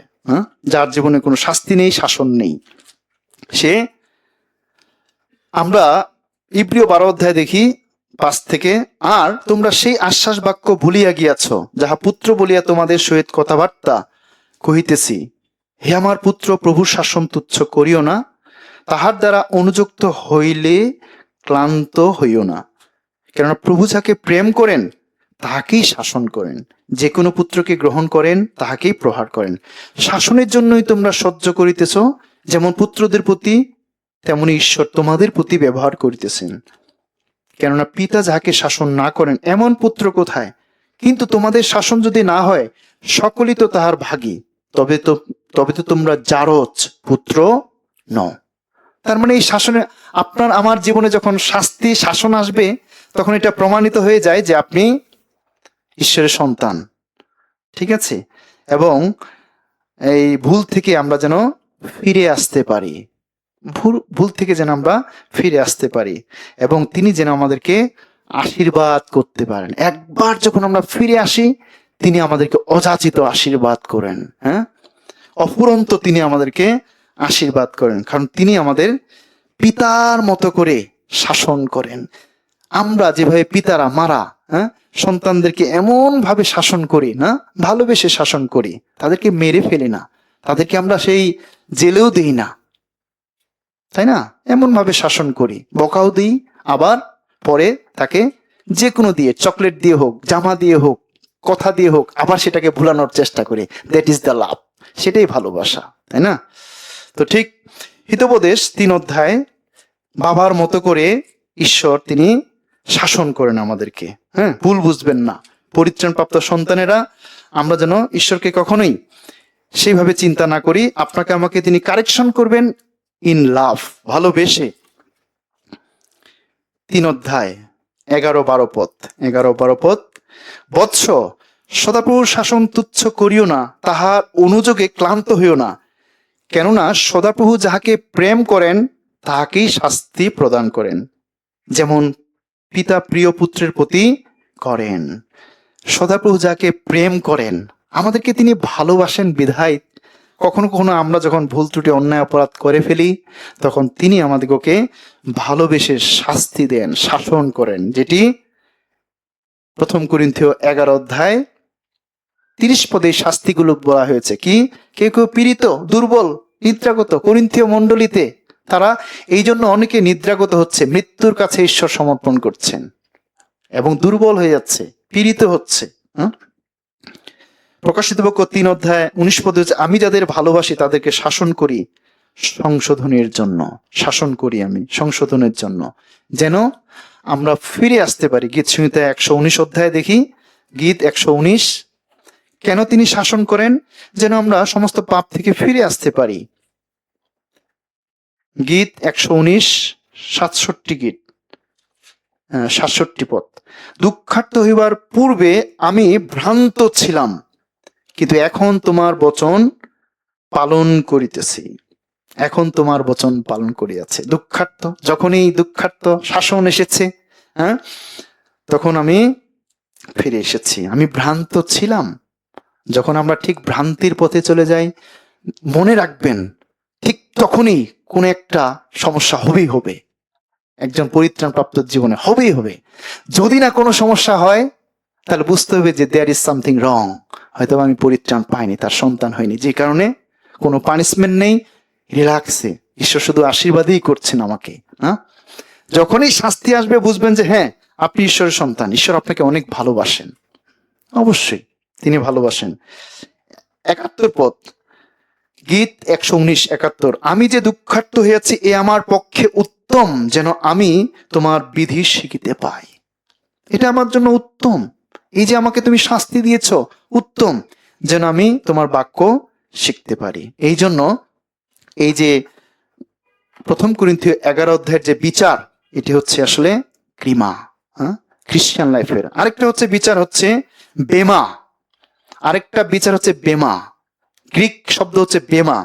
এটা হচ্ছে পুরস্কারের বিচার, শাস্তির বিচার নয়, নরকের বিচার নয়। যেদিন আমরা স্বর্গে যাব, এই বিচারটা হবে স্বর্গে, এই বেমা, এই বিচারটা হবে স্বর্গে। খ্রিস্টের বিচারের সম্মুখে আমরা প্রত্যেকে দাঁড়াবো, যেটা 2 কোরিন্থীয় 5 অধ্যায়ে বলা হয়েছে। ভালো মন্দ সমস্ত বিষয়গুলো নিয়ে এসে তিনি আমাদেরকে রিওয়ার্ড দিবেন। এটা হচ্ছে পুরস্কারের বিচার, এটা তিরস্কারের নয়, শাস্তির নয়। আপনাকে কোনো কমপ্লেইন, অভিযোগ দেওয়া হবে না, বাট পুরস্কার আমরা হারিয়ে ফেলবো। আমাদের পরিত্রাণ হারিয়ে যাবে না, কিন্তু স্বর্গে অনেক রিওয়ার্ড আমরা হারিয়ে ফেলবো। এই জন্য এটা হচ্ছে বেমা। 1 কোরিন্থীয় 3 অধ্যায় যে দেখি আমরা, 1 কোরিন্থীয় 3 অধ্যায়, 1 কোরিন্থীয় 3 অধ্যায় 12 থেকে পড়ছি। কিন্তু এই ভিত্তিমূলের উপরে স্বর্ণ, রৌপ্য, বহুমূল্য প্রস্তর, কাষ্ঠ, খড় নাড়া দিয়া গাঁথে, তবে প্রত্যেক ব্যক্তির কর্ম স্বপ্রকাশ হইবে, কারণ সেই দিন তাহা ব্যক্ত করিবে, কেননা সেই দিনের প্রকাশ অগ্নিতেই হয়। আর প্রত্যেকের কর্ম যে কি প্রকার, সে অগ্নি তাহার পরীক্ষা করিবে। যে যাহা গাঁথিয়াছে তাহার সেই কর্ম যে থাকে, তবে সে বেতন পাইবে। বেতন বলতে রিওয়ার্ড পাবে সে। যাহার কর্ম পুড়িয়া যায় সে ক্ষতিগ্রস্ত হইবে, কিন্তু সে আপনি পরিত্রাণ পাইবে, তথাপি এই রূপে পাইবে যেন অগ্নির মধ্য দিয়া উত্তীর্ণ হইবে। বেতন দেওয়া হবে, যা জগতের বিষয়গুলো সব পুড়িয়ে দেওয়া হবে না, এগুলোর জন্য এই স্বর্গে কোনো রিওয়ার্ড নেই। বাট যখন আমরা তাহার জন্য প্রাণপণ করব, স্বর্গে রিওয়ার্ড আছে এগুলোর জন্য। স্বর্গে এগুলোর জন্য তিনি আমাদেরকে রিওয়ার্ড দিবেন। এবং আরেকটা বিচার হচ্ছে ক্রিসিস, গ্রিক শব্দ হচ্ছে ক্রিসিস। ক্রিসিস মানে শেষ বিচার, ফাইনাল জাজমেন্ট, পাপীদের জন্য বিচার, যেটা সেই বিচারে পাপীরা যাবে, ফাইনাল জাজমেন্ট। এটা হচ্ছে শ্বেতবর্ণ সিংহাসনের সামনে প্রকাশিত বাক্য 20 অধ্যায় যেটা বলা হয়েছে, ইব্রিয় 9 অধ্যায় 27 পদে বলা হয়েছে, সেই বিচারের কথা বলা হয়েছে। শেষ বিচার, ফাইনাল জাজমেন্ট, পাপীদের জন্য বিচার। আর এই কারণেই আমরা 1 কোরিন্থীয় 11 অধ্যায় যে প্রভুর ভোজের যে এই বিচারাজ্ঞা, কেননা যে ব্যক্তি ভোজন ও পান করে সে যদি তাহার শরীর না চিনে তবে সে নিজের বিচারাজ্ঞা ভোজন পান করবে, অর্থাৎ নিজের শাস্তিটা সে নিজেই ডেকে নিয়ে আসবে। নিজের শাস্তিটা সে নিজেই ডেকে নিয়ে আসবে, নিজের বিচারটা সে নিজেই ডেকে নিয়ে আসবে। এটাই বলা হচ্ছে। কেননা এই কারণ তোমাদের মধ্যে এই পাপগুলোর জন্যই তোমাদের মধ্যে বিস্তর লোক দুর্বল, আত্মিকভাবে দুর্বল, পীড়িত হচ্ছে এবং অনেকে নিদ্রাগত হইতেছে। আমরা যদি আপনাদিগকে আপনারা চিনিতাম তবে আমরা বিচারিত হইতাম না। এই জন্য পরীক্ষা করা দরকার, না যেন আমরা আমাদের খ্রিস্টান লাইফের প্রভুর ভোজটা হচ্ছে প্রতিনিয়ত যেন আমরা পাপ থেকে মন ফেরাতে পারি, পাপ থেকে পৃথক হওয়া, এটাই হচ্ছে। সুতরাং এই প্রভুর ভোজ শুধুমাত্র এই আনুষ্ঠানিকতা নয়, এই অনুষ্ঠান চলবে আপনার জীবনে, আমার জীবনে প্রতিনিয়ত। প্রভুর ভোজ প্রতিদিন হবে আপনার আমার জীবনে। যে বিষয়গুলো বলা হলো, প্রভুর ভোজের অর্থ যেন আপনার আমার জীবনে পরিপূর্ণ হতে পারে, শুধুমাত্র জাগতিক অর্থে নয়। জাগতিক অর্থে কেউ কোনো লাভ হবে না, ইস্করিওত জিহুদার মতো, এবং অনেককেই কেউ যীশু খ্রিস্ট চিনতে পারবেন না। আপনি কি জানেন যারা প্রভুর ভোজ গ্রহণ করে তারা স্বর্গে যাবে? অনেককেই যেতে পারবে না, অনেকেই যেতে পারবে না আসলে। লুক 13 অধ্যায় যদি দেখি, লুক 13 অধ্যায় প্রভুর ভোজ গ্রহণ করেও অনেকে যেতে পারবে না, ইস্করিওত জিহুদার মতো। যেভাবে ইস্করিওত জিহুদা যেতে পারেনি, প্রভুর ভোজ যদিও গ্রহণ করেছিল, নিস্তার পর্ব তারাও পালন করতেছে, তারাও যেতে পারবে না, ইসরায়েল জাতি, কারণ তারা খ্রিস্টকে গ্রহণ করেনি। লুক 13 অধ্যায় 25 থেকে পড়ছি। গৃহকর্তা উঠিয়া দ্বার রুদ্ধ করিলে পর তোমরা বাহিরে দাঁড়াইয়া তারে আঘাত করিতে আরম্ভ করিবে, বলিবে, প্রভু আমাদিগকে দ্বার খুলিয়া দিউন। আর তিনি উত্তর করিয়া তোমাদিগকে বলিবেন, আমি জানি না তোমরা কোথাকার লোক। তখন তোমরা বলিতে আরম্ভ করিবে, আমরা আপনার সাক্ষাতে ভোজন পান করিয়াছি এবং আমাদের পথে পথে আপনি উপদেশ দিয়াছেন। এখানে বলা আছে আমরা আপনার সাক্ষাতে ভোজন পান করিয়াছি, ভোজে অংশগ্রহণ করেছিলাম। কিন্তু তিনি বলিবেন, তোমাদিগকে বলিতেছি, আমি জানি না তোমরা কোথাকার লোক। হে অধর্মচারীরা, সকলে আমার নিকট হইতে দূর হও, দূর হয়ে যাও। প্রভুর ভোজ গ্রহণ করেও অনেকে কোথায় চলে যাবে? নরকে চলে যাবে, যদি প্রভুর ভোজের আসল অর্থটা জীবনে প্রয়োগ না হয়। জীবনে এটা কখন প্রভুর ভোজ কখন তিনি গ্রহণ করবেন আপনার জীবনে? After salvation. আপনার সালভেশন, পরিত্রাণ পাওয়ার পরে প্রভুর ভোজ আপনার জীবনের সার্থক, ফলপ্রসূ তিনি গ্রহণ করবেন। আপনার যদি আত্মায় পরিত্রাণ না পেয়ে থাকেন, আপনার এই প্রভুর ভোজ নিতে পারেন না, কোনো লাভ হবে না। এখানে বলেছে তোমরা কোথাকার লোক জানি না, ইস্করিওত জিহুদার মতো হয়ে যাবে। যদিও সে ভোজে অংশগ্রহণ করেছিল, হৃদয়ে দিয়ে নয়, হৃদয়কে সে পরীক্ষা করেনি, হৃদয়ে অনেক পাপ। যিশুকে সে প্রভু হিসেবে মেনে নেয়নি, শুধু গুরু হিসেবে মেনে নিয়েছিলেন, গুরু। এই জন্য আমরা যেন প্রভুজের আসল মিনিংসটা বুঝতে পারি। এবং আরেকটি অর্থ হচ্ছে 33-34, অতএব হে আমার ভাতৃগণ, তোমরা যখন ভোজন করিবার জন্য সমবেত হও তখন একজন অন্যের অপেক্ষা করিও। যদি কাহারও ক্ষুধা লাগে তবে সে বাটিতে ভোজন করুক, তোমাদের সমবেত হওয়া যেন বিচারাজ্ঞার হেতু না হয়। আর সকল বিষয়ে যখন আমি আসিব তখন আদেশ করিব। প্রভুর ভোজের আরেকটি অর্থ হচ্ছে একতা এবং ভালোবাসা। একতা, ইউনিটি। যে ইউনিটিটা এই করিন্থীয় মণ্ডলীতে ছিল না। আপনি যদি 1 কোরিন্থীয় 11 অধ্যায় 17 থেকে 22 পদ পর্যন্ত দেখেন, এখানে তারা খাবার নিয়ে দলভেদ করত, দলাদলি করত খাবার, না?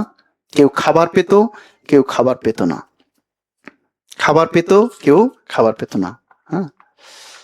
পুরাতন প্রেরিতদের সময়ে তারা প্রভুর ভোজটা কিভাবে নিত? প্রভুর ভোজ তারা নিত, প্লাস তারা পেট ভরে কিছু খেত। হ্যাঁ, প্রভুর ভোজের সঙ্গে তারা আরো খেত, পেট ভরে খেত। ঠিক আছে, তারা তো প্রভুর ভোজ নিতই, তারা খেত। কিন্তু ওই সময়টাতে এমন কিছু কিছু মানুষ ছিল যারা শুধুমাত্র নিজে খেত, কিন্তু অন্যের জন্য চিন্তা করতো না। এই জন্য এখানে 17 পদ থেকে, 1 কোরিন্থীয় 11:17 পদ।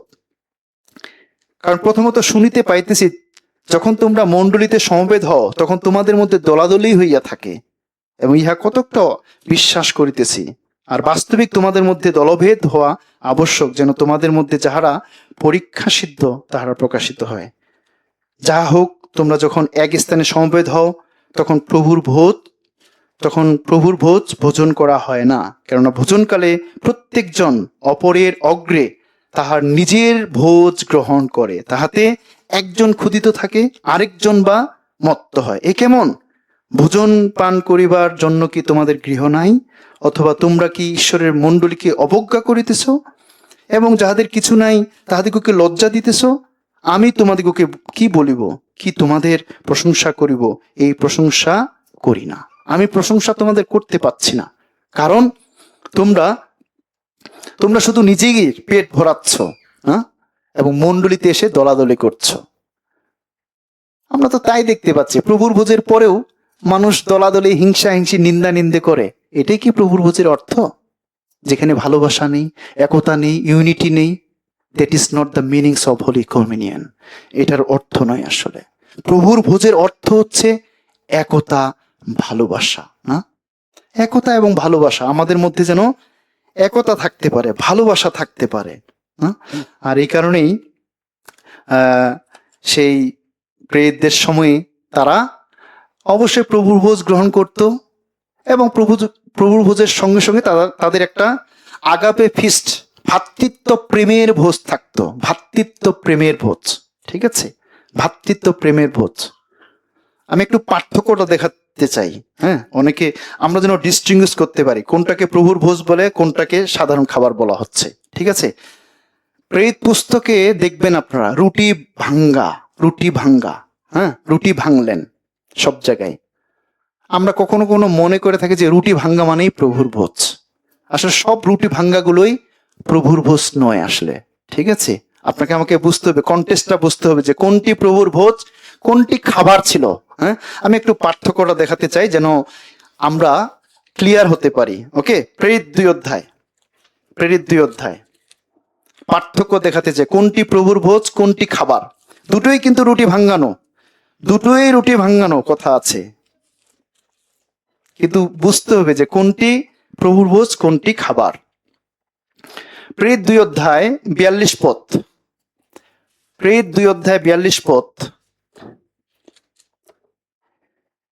আর তাহারা প্রেরিতদের শিক্ষায় ও সহভাগিতায় রুটি ভাঙ্গায় প্রার্থনায় নিবিষ্ট থাকিল। এটা হচ্ছে প্রভুর ভোজ, বোঝার চেষ্টা করবেন, এটা হচ্ছে প্রভুর ভোজ।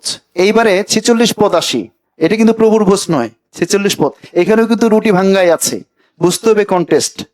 একদিনে 2 বার রুটির ভোজ, প্রভুর ভোজ নেওয়া যায় না। 46 পদ, আর তাহারা প্রতিদিন এক চিত্তে ধর্মধামে নিবিষ্ট থাকিয়া বাটিতে রুটি ভাঙ্গিয়া উল্লাসে হৃদয়ের সরলতায় খাদ্য গ্রহণ করিত। কি গ্রহণ করত? ইয়েস, রুটি ভেঙ্গে খাদ্য গ্রহণ করত, পেট ভরে তারা খেত। এখানেও কিন্তু রুটি ভাঙ্গা, ওইখানেও রুটি ভাঙ্গা, কিন্তু পার্থক্য কি? প্রথমটা হচ্ছে প্রভুর ভোজ, এটা হচ্ছে পেট ভরে খাওয়া। ঠিক আছে, পার্থক্য বোঝার চেষ্টা করব। সুতরাং রুটি ভাঙ্গা মানেই হচ্ছে যে শুধুমাত্র প্রভুর ভোজ, হ্যাঁ, এটা যেন না হয়। এবারে আমরা 20 অধ্যায়ে চলে যাই। 20, প্রেরিত 20। এখানে কিন্তু একই দিনে একটা ঘটনা ঘটে গেছে। এখানেও মানুষের ভুল কনসেপ্ট, দুটোকেই মনে করছে প্রভুর ভোজ। 7 পদে বলা হয়েছে, প্রেরিত 20 অধ্যায় 7 পদ। আর সপ্তাহের প্রথম দিনে আমরা রুটি ভাঙ্গিবার জন্য একত্র হইলে পৌল পরদিন প্রস্থান করিতে উদ্যত ছিলেন বলিয়া শিষ্যদের কথা প্রসঙ্গ করিয়া মধ্যরাত্রি পর্যন্ত বক্তৃতা করিলেন। হ্যাঁ, এটা হচ্ছে সপ্তাহের প্রথম দিন তারা রুটি ভাঙলো, প্রভুর ভোজ। আরেকটা, এইবারে আমরা চলে আসি 11 পদ দেখেন, এটা আবার প্রভুর ভোজ না, এটা আবার খাবার, এক রাত্রিতেই ঘটনা। পরে তিনি উপরে গিয়া রুটি ভাঙ্গিয়া ভোজন করিয়া অনেকক্ষণ, এমনকি রাত্রি প্রভাত পর্যন্ত কথাবার্তা কহিলেন, এই রূপে প্রস্থান করিলেন। হ্যাঁ, তাহলে এটা হচ্ছে খাবার, খাবার, ঠিক আছে। তো আমাদের মণ্ডলীতেও যখন আমরা প্রীতি ভোজগুলো করি, ভ্রাতৃত্ব আগাপে ফিস্ট যখন করি, আমরা অনেকেই বলে যে এই খাবারের জন্য এখানে যাচ্ছেন। হ্যাঁ, আমাদের মণ্ডলীতে অবশ্যই আমরা, আমাদের মধ্যে একতা ভালোবাসা আছে বিধায় আমরা এক টেবিলে খেতে পছন্দ করি, এই জন্য মাঝে মাঝে আমরা খাই, তাই না? এটাই আবার অন্যেরা ভুল বুঝে সমালোচনা করে, এই ওই মণ্ডলীতে খাবার, হ্যাঁ, খাবার দেওয়া হয়, এই জন্য অনেকেই যায় সেখানে, খাবার দেওয়া হয়। এটা তো প্রেরিতদের সময়ও তারা খাবার খেত একসাথে, একসাথে এক সহভাগিতা, তারা খাবার খেত। আপনার পরিবারে যদি 5-6 জন মেম্বার থাকে, দেখবেন এক টেবিলে খাবেন, কত ভালোবাসা সৃষ্টি হবে। এক টেবিলে, এক টেবিলে খেলে অনেক ভালোবাসা হয়, অনেক একতা বাড়ে, ইউনিটি বাড়ে। হ্যাঁ, প্রেরিতেরাও দেয়, তারা একসাথে গৃহে যেখানে যেখানে তারা মিলিত হইতো, প্রভুর ভোজ তো খেতই, সঙ্গে সঙ্গে তারা রুটি ভেঙে পেট ভরে খেত, এক সহভাগিতায়। তো ঠিক আমাদের মণ্ডলীতেও এই আগাপে ফিস্টটা, এই ভ্রাতৃত্ব প্রেমটা আছে বিধায় আমরা একসাথে খেতে পছন্দ করি। এটা ভালোবাসা, ভ্রাতৃত্ব প্রেম, একতা বৃদ্ধি করে, তাতে সমস্যা কি? হ্যাঁ, অবশ্যই এটা আমরা কন্টিনিউ করতে চাই না। যদি উপরে পাই, হয়তো বা প্রত্যেক শুক্রবারে খাবার চলবে এখানে, প্রত্যেক শুক্রবারে, আর ওই শুক্রবারে রান্নার চিন্তা করতে হবে না আপনাকে। যদি প্রভু উপরে দেন এবং রান্নাঘরটা, এবং ওই পাশে যদি আমরা ডাইনিং এবং কিচেনটা পাই, হ্যাঁ, শুক্রবারে আর খাবারের চিন্তা করতে হবে না। একদল সিস্টার থাকবে, হ্যাঁ, অবশ্যই ভাগ করে দেওয়া হবে, আমরা এখানেই একসঙ্গে সহভাগিতা করি।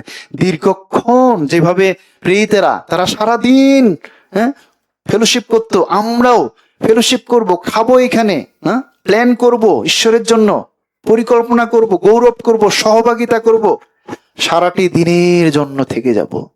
আমাদের শুরুতে কিন্তু তাই হয়েছিল। শুরুতে আমরা প্রত্যেক শুক্রবারেই খাইতাম, কিন্তু এখানে রান্নাঘর নেই বিধায় একটু কষ্ট করে আমরা আসলে খাওয়াটাকে, ওইটাকে বাদ দিয়েছি, শুধু অনুষ্ঠানের সময় খাচ্ছি, রান্নাঘর নেই বিধায়। বাট রান্নাঘর থাকলে ডেইলি খাবারের সহভাগিতা, প্রেরিতদের সময় ছিল একতা। এই জন্য এখানে একতা এবং ভালোবাসা খুবই দরকার। হ্যাঁ, 1 করিন্থীয়, এবারে যাই। যখন প্রভুর ভোজ তারা গ্রহণ করত, তারা কয়টা রুটি নিত সেখানে? কয়টা রুটি নিত সেখানে? 1 করিন্থীয় 10 অধ্যায় কয়টা রুটি রাখতো এখানে? 1 করিন্থীয় 10 অধ্যায় 16-17 পদে বলা হয়েছে, আমরা ধন্যবাদের যে পানপাত্র লইয়া ধন্যবাদ করি, তাহা কি খ্রিস্টের রক্তের সহভাগিতা নয়? আমরা যে রুটি ভাঙ্গি, তাহা কি খ্রিস্টের শরীরের সহভাগিতা নয়? কারণ অনেকে যে আমরা এক রুটি এক শরীর, কেননা আমরা সকলেই সেই রুটির অংশীদার। ইয়েস, সেই সকলে এক রুটির কি অংশীদার। হোলি কমিউনিয়ন, হোলি অর্থ কি? পবিত্র। কমিউনিয়ন অর্থ কি? কমিউনিয়ন এর গ্রিক শব্দ যে কোইনোনিয়া, কোইনোনিয়ার শব্দ কি? সহভাগিতা, মিলন। না, হোলি কমিউনিয়ন বলতে মিলন মেলা, ভালোবাসার মিলন, সহভাগিতা। এই পবিত্র ভোজ বলতে কি আসলে? এই যে একটা রুটি, আমরা কিন্তু আজকে একটা রুটি নিয়েছি, আমরা একটা রুটি নেই, কারণ বাইবেল বলছে এক রুটি এক শরীর, এক রুটি এক শরীর। যিশুর শরীর কয়টা? একটাই শরীর। হ্যাঁ, এই জন্য আমরা একটা রুটিকে নিয়েছি, ডিভাইডেড রুটি নয় আসলে, না, ডিভাইডেড, ভাগ করা নয়। যিশু একটা রুটি, এখানে বলা হয়েছে এক রুটি এক শরীর, কেননা আমরা সকলেই এই রুটির অংশীদারিত্ব, এখান থেকে সবাই আমরা সংগ্রহ করে নেব, পার্টিসিপেট করব, তাই না? এটাই হচ্ছে হোলি কমিউনিয়নের মূল অর্থ, এক সহভাগিতায়, যেটাকে অংশীদারিত্ব করা, শেয়ারিং করা, ফেলোশিপ করা এবং ইউনিয়ন, একাত্ম হয়ে যাওয়া, একাত্ম হয়ে যাওয়া, এটার নামই হচ্ছে হোলি কমিউনিয়ন। যেটি যীশু খ্রিস্ট, তিনি আমরা এক দেহ, আমরা সবাই এক দেহ, তাই না? এই যে মণ্ডলী এক দেহ। প্রথম করিন্থীয় 12 অধ্যায়, 27 পদ যদি দেখি আমরা, 27 পদ, তোমরা খ্রিস্টের দেহ এবং এক একজন এক একটি অঙ্গ। তোমরা খ্রিস্টের দেহ। 12 পদ, যেমন কেননা যেমন দেহ এক আর তাহার অঙ্গ প্রত্যঙ্গ অনেক, এবং দেহের সমুদয় অঙ্গ অনেক হইলেও এক দেহ, খ্রিস্টও সেই রূপ। আমেন। তাহলে মণ্ডলী হচ্ছে খ্রিস্টের দেহ, মণ্ডলী হচ্ছে খ্রিস্টের দেহ, এবং আমরা খ্রিস্টের দেহের প্রত্যেকেই অঙ্গ প্রত্যঙ্গ। সবাই আমরা অঙ্গ প্রত্যঙ্গ। এবারে আমরা আমাদের শরীরের কথা চিন্তা করি না, এই শরীরে কত অঙ্গ প্রত্যঙ্গ রয়েছে, কত অঙ্গ প্রত্যঙ্গ, কিন্তু কেউ কারো সঙ্গে হিংসা করে না, কেউ কাকে তুচ্ছ তাচ্ছিল্য করে না, সবাই সবাইকে যত্ন নেয়, পরিচর্যা দেয়, ভালোবাসে না। ঠিক মণ্ডলীটাও তাই, মণ্ডলীর মধ্যে একতা থাকবে। আমরা সবাই খ্রিস্টের দেহের অঙ্গ প্রত্যঙ্গ, সবাই যেন কেউ কাউকে আমরা যেন কটাক্ষ না করি, সমালোচনা না করি, না ভালো না বাসি, সবাইকে যেন আমরা ভালোবাসতে পারি। একতা। এফেসীয় 4 অধ্যায় যদি দেখি আমরা, এফেসীয় 4 অধ্যায়, 3 পদ, প্রেমে পরস্পর ক্ষমাশীল হও, শান্তির যোগবন্ধনে আত্মার ঐক্য রক্ষা করিতে যত্নবান হও। প্রেমে পরস্পর কি হও? ক্ষমাশীল হও, না? আত্মার ঐক্য রক্ষা করিতে যত্নবান হও। আমরা যেন কিভাবে আমরা এক থাকব, কিভাবে একে অপরের ভার বহন করব? ক্ষমার মধ্য দিয়ে, না?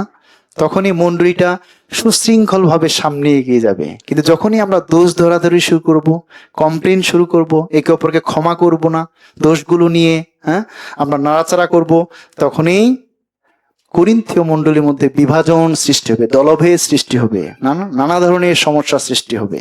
বাট আমরা এক, কারণ এফেসীয় 4 অধ্যায়, এই যে আমরা এখানে আছি, 4 অধ্যায়, দেহ এক, আত্মা এক। আবার যেমন তোমাদের আহ্বানে একই প্রত্যাশায় তোমরা আহত হইয়াছ, প্রভু এক, বিশ্বাস এক, বাপ্তিস্ম এক, সকলের ঈশ্বর পিতা এক। 7টি বিষয় এক। যেদিন আমরা পরিত্রাণ পেয়েছি সেদিন থেকে আমাদের জীবনে 7টি বিষয় এক হয়ে গেছে। আগে আমাদের পরিত্রাণের টেস্টিমনি ভিন্ন ভিন্ন ছিল, জীবনযাত্রা ভিন্ন ভিন্ন ছিল, সবকিছুই ভিন্ন ছিল। আমাদের প্রভু ভিন্ন ছিল, ঈশ্বর ভিন্ন ছিল, বাপ্তিস্ম ভিন্ন ছিল, সব ভিন্ন ছিল। কিন্তু পরিত্রাণের মধ্য দিয়ে দেহ এক, আমরা খ্রিস্টের দেহে এক হয়েছি। এক আত্মা, পবিত্রতা দেওয়া হয়েছে, এক বিশ্বাস, প্রভু আমাদের এক হয়ে গেছেন। আমাদের সবার পরিত্রাণের টেস্টিমনি এখন এক, না? এক। যদি বলা হয় যে আপনি কিভাবে পরিত্রাণ পেয়েছেন, অবশ্যই একটা বাক্য বলবেন যে ইয়েস, এই বাক্য দ্বারা আমি বুঝতে পেরেছি যে আমার সমস্ত পাপ ক্ষমা করা হয়েছে, আমি পরিত্রাণ পেয়েছি। আমাদের বিশ্বাস এক। কিন্তু ধরুন একটা চার্চে আপনি গেলেন সার্ভে করার জন্য, আপনি 5 জনকে জিজ্ঞেস করলেন যে বলুন তো আপনি কিভাবে পরিত্রাণ পেয়েছেন, একটু টেস্টিমনি দেন। দেখবেন যে 5 জনে 5 রকমের সালভেশন টেস্টিমনি দিচ্ছে। কেউ হয়তো দর্শনের মধ্য দিয়ে, কেউ বলবে যে বাপ্তিস্ম যেদিন নিয়েছি, যে হয়তোবা যে কেউ বলবে হয়তো এইতে চেষ্টা করছি, চার্চে যাচ্ছি, কেউ হয়তো বলবে ঈশ্বরই জানেন, আপনি কি করে জানবেন যে আমি স্বর্গে যাচ্ছি না? আপনি অহংকারী, গর্বিত। নানা 5 জনের 5 রকমের টেস্টিমনি। কিন্তু এখানে এই যে আমরা 300-350 জন ব্রাদার সিস্টার আছি বাংলাদেশে পরিত্রাণ প্রাপ্ত, সবার সালভেশন টেস্টিমনি এক হয়ে গেছে। আপনি কিভাবে পরিত্রাণ পেয়েছেন, অবশ্যই একটা বাক্য বলবেন আপনি, ইয়েস, এই বাক্য দ্বারা আমি পরিত্রাণ পেয়েছি। ওয়াও, বিশ্বাস আমাদের এক হয়ে গেছে, প্রভু এক হয়ে গেছে, সুসমাচার এক হয়ে গেছে, আমাদের গন্তব্য, আমাদের টার্গেট, ভীষণ এক হয়ে গেছে এখন। আর এই কারণেই প্রভু আমাদেরকে এক রেখেছেন, সবকিছু এক হয়ে গেছে। প্রভুর ধন্যবাদ করি। একতা দরকার আমাদের মধ্যে। আর এই একতার জন্য অবশ্যই যেন আমরা প্রেমে পরস্পর ক্ষমাশীল হতে পারি। কেউ কারো দুর্বলতার বিষয়ে কাউকে বলার দরকার নাই, ঠিক আছে? সবাই আমরা দুর্বল, কিন্তু যাকে আপনি বলছেন সেও দুর্বল, সেও কারো না কারো কানে দিয়ে দিবে। একটি দুর্বলতা এক কান থেকে আরেক কান, আরেক কান থেকে আরেক কান, সব মণ্ডলী জেনে যায়। তখন সেই ব্রাদার বা সিস্টারটাকে, সেই কার্যকারীকে আমরা হারিয়ে ফেলি, কারণ সে অলরেডি জেনে ফেলবে যে ওই আমার দুর্বলতা। হ্যাঁ, বরং সুন্দর একটি সমাধান হচ্ছে ক্ষমা করে দেই। যেভাবে বাবা মা ভাই বোনদেরকে আমরা ক্ষমা করি, প্রতিনিয়ত ঢাকার চেষ্টা করি অপরাধগুলো, যেন আমার ভাইটার অপরাধ, বোনটার অপরাধ কারো কাছে আমি না বলি, ঠিক একইভাবে আমরা যেন সমস্ত ভাই বোনদের অপরাধগুলো ঢেকে দেওয়ার চেষ্টা করি, না ঢেকে দেওয়ার চেষ্টা করি, ক্ষমা করার চেষ্টা করি, একে অপরের কাছে যেন না বলি। এবং যদি কোনো কথা থাকে, দয়া করে, আমরা এখানে কার্যকারী আছি, যদি কোনো কথা থাকে কারো বিরুদ্ধে বা কোনো কথা থাকে দুর্বলতার বিষয়ে, সরাসরি আমাদের কাছে আসবেন। কাউকে আর বলার দরকার নেই। আপনার ঘনিষ্ঠ একজন আছে মণ্ডলীতে, তাকেও বলার দরকার নাই, সেও দুর্বল, তারও একজন ঘনিষ্ঠ বন্ধু আছে, সে তাকে বলবে, তারও একজন ঘনিষ্ঠ বন্ধু আছে, সে তাকে বলবে। সমস্ত মণ্ডলীতে দুর্বলতার বিষয়গুলো ছড়িয়ে দেবে, দলাদলি সৃষ্টি হয়ে যাবে, দরকার নেই।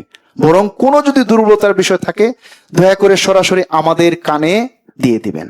আমরা যেন অন্যের কথা না শুনি, আমাদের কানে সরাসরি আসুক বিষয়টা, আমরা ডিল করতে চাই সেই বিষয়টা। সরাসরি প্রোটেক্ট করার দরকার নেই, আসলে সরাসরি কাউকে বলার দরকার নেই। পারলে যদি মহান হয়ে থাকেন ক্ষমা করে দিন, শেষ। কিন্তু এর কান থেকে আরেক কানে, এগুলো জগতের নিয়ম। করিন্থীয় মণ্ডলীতে হয়তো এই পাপগুলো নিয়ে আমরা এই মেজের সামনে আসতে পারি না, না? এবং সর্বোপরি একতা থাকতে হবে এবং ভালোবাসা, যেটা প্রথম যোহন 13 অধ্যায় বলা হয়েছে। আমি শেষ করব। যোহন 13 অধ্যায় 34 পদে, এক নতুন আজ্ঞা আমি তোমাদিগকে দিতেছি, তোমরা পরস্পর প্রেম করো। আমি যেমন তোমাদিগকে প্রেম করিয়াছি, তোমরা তেমনি পরস্পর প্রেম করো। তোমরা যদি আপনাদের মধ্যে পরস্পর প্রেম রাখো, তবে তাহাতেই সকলে জানিবে যে তোমরা আমার শিষ্য। আমেন। ইয়েস, এই প্রেমের কারণে কিন্তু আমরা ঢাকা চার্চে আছি। আমাকে যদি আপনারা না ভালোবাসতেন, আমি থাকতে পারতাম না, অথবা আপনাকে কেউ যদি ভালো না বাসতো, আপনি আসতেন না। প্রেমের কারণেই কিন্তু আমরা এই এতগুলো মানুষ। এখন যদি আরো প্রেম দেখাতে পারি, এই রুমটা ভরতে বেশি দিন সময় লাগবে না। আসুন, অতিথি যারা নতুন আসে মণ্ডলীতে, বেশি বেশি করে তাদেরকে ভালোবাসি। মণ্ডলীতে যখন এই নতুন মুখকে দেখবো, তার সঙ্গে বসে যাই। কিন্তু আমি দেখছি যে কখনো কখনো এমন হয় যে নতুন মানুষকে একাকী বসায় রেখে আমার যে ঘনিষ্ঠ ব্রাদার সিস্টার, তার সঙ্গে গল্প গুজবে মাতোয়ারা হয়ে যায়। আর সে যে একাই বসে আছে, নতুন, তার সঙ্গী নেই, কিছু নেই, একটু শেয়ারিং করার মতো কিছু নেই, না? এমনটি যেন না হয়। বরং সেই ঘনিষ্ঠতাকে বাদ দিয়ে ওই বোনের কাছে, ওই ভাইটার কাছে একটু বসি, একটু প্রার্থনার বিষয়ে জানার চেষ্টা করি এবং সহভাগিতা করি, প্রেম দেখাই, না?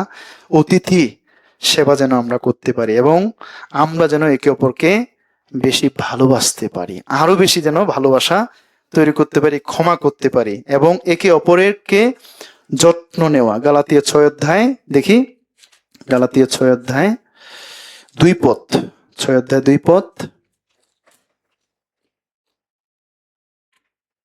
তোমরা পরস্পর একজন অন্যের ভার বহন করো, এই রূপে খ্রিস্টের ব্যবস্থা সম্পূর্ণরূপে পালন করো। একে অপরের ভার বহন করা, না? আমরা যেন একে অপরের ভার বহন করতে পারি। আমরা সবাই দুর্বল, আসলে একে অপরের ভার বহন করা, এটি হচ্ছে প্রেম। ক্ষমা করে একে অপরের ভার বহন করা, দুর্বলতার ভার বহন করা। তবেই এই পবিত্র প্রভুর ভোজ সার্থক হবে আমাদের জীবনে। এই প্রভুর ভোজ মানেই আমাদের খ্রিস্টান লাইফ।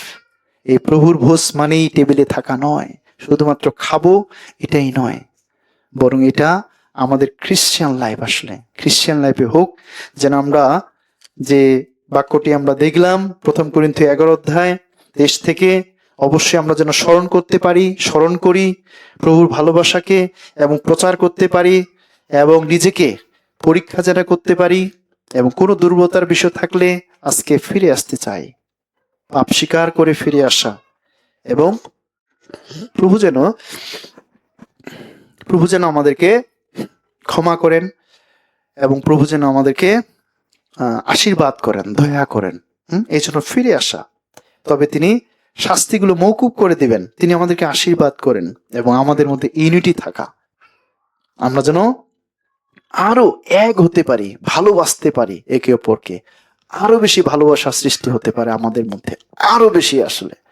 এই জন্য আসুন প্রার্থনা করি ঈশ্বরের কাছে, যেন প্রভু আমার হৃদয়ে অনেক ভালোবাসা দান করো, নম্রতা দান করো, ভালোবাসা দান করো। আমি ভালোবাসতে পারি না অমুক সিস্টারকে, অমুক ব্রাদারকে, ক্ষমা করতে পারি না অমুক ব্রাদার অমুক সিস্টারকে, দয়া করে আমাকে সাহায্য করো। আমি যেন তাকে ক্ষমা করতে পারি, আমি যেন তাকে ভালোবাসতে পারি, আমি যেন তাকে সেবা দিতে পারি, পরিচর্যা দিতে পারি। যারা দুর্বল তাদেরকে বেশি বেশি ভালোবাসা দেওয়া, তাদের ভার বহন করা। আসুন প্রার্থনা করি, তারপর আমরা শেষ করতে চাই। আমাদের স্বর্গীয় ভালোবাসার পিতা, আমরা সত্যি তোমাকে ধন্যবাদ দেই তোমার ভালোবাসার জন্য, যে ভালোবাসা তুমি ক্রুশের উপরে দেখিয়েছিলে এবং বলেছিলে যে আমাদের সমস্ত পাপ তুমি ক্ষমা করেছো। পিতা, তোমার ধন্যবাদ করি তোমার এই ভালোবাসার জন্য। সত্যি আমরা স্মরণ করছি যে তুমি ভালোবেসেছো বিধায় আমরা অনন্ত জীবন পেয়েছি, স্বর্গে যাবার অধিকার লাভ করেছি। পিতা, ধন্যবাদ দেই আজকে বাক্যের জন্য, সুন্দর সহভাগিতার জন্য। পিতা, আজকে আমরা এই প্রেমের ভোজে অংশগ্রহণ করেছি, যে বাক্য আমরা শুনলাম, যে অর্থ আমরা বুঝলাম, পিতা দয়া করে যেন আমরা আমাদের জীবনে এগুলোকে অ্যাপ্লাই করতে পারি, আমরা যেন প্রয়োগ করতে পারি, আমরা যেন সেই বাক্যগুলো ধারণ করতে পারি। প্রভু, আমার জীবন দ্বারা প্রতিনিয়ত প্রভুর ভোজ হোক পিতা। পিতা, তুমি দয়া করো, আশীর্বাদ করো, অনুগ্রহ করো, এবং সমস্ত দুর্বলতার ভার বহন করে, অযোগ্যতার ভার বহন করে সামনে যাওয়ার শক্তি অনুপ্রেরণা দান করো। দয়া করো পিতা, আশীর্বাদ করো। সমস্ত গৌরব প্রশংসা আমাদের ত্রাণকর্তা মুক্তিদাতা প্রভু যীশু খ্রিস্ট আমরা তোমার নামে চাই। Amen, amen, amen.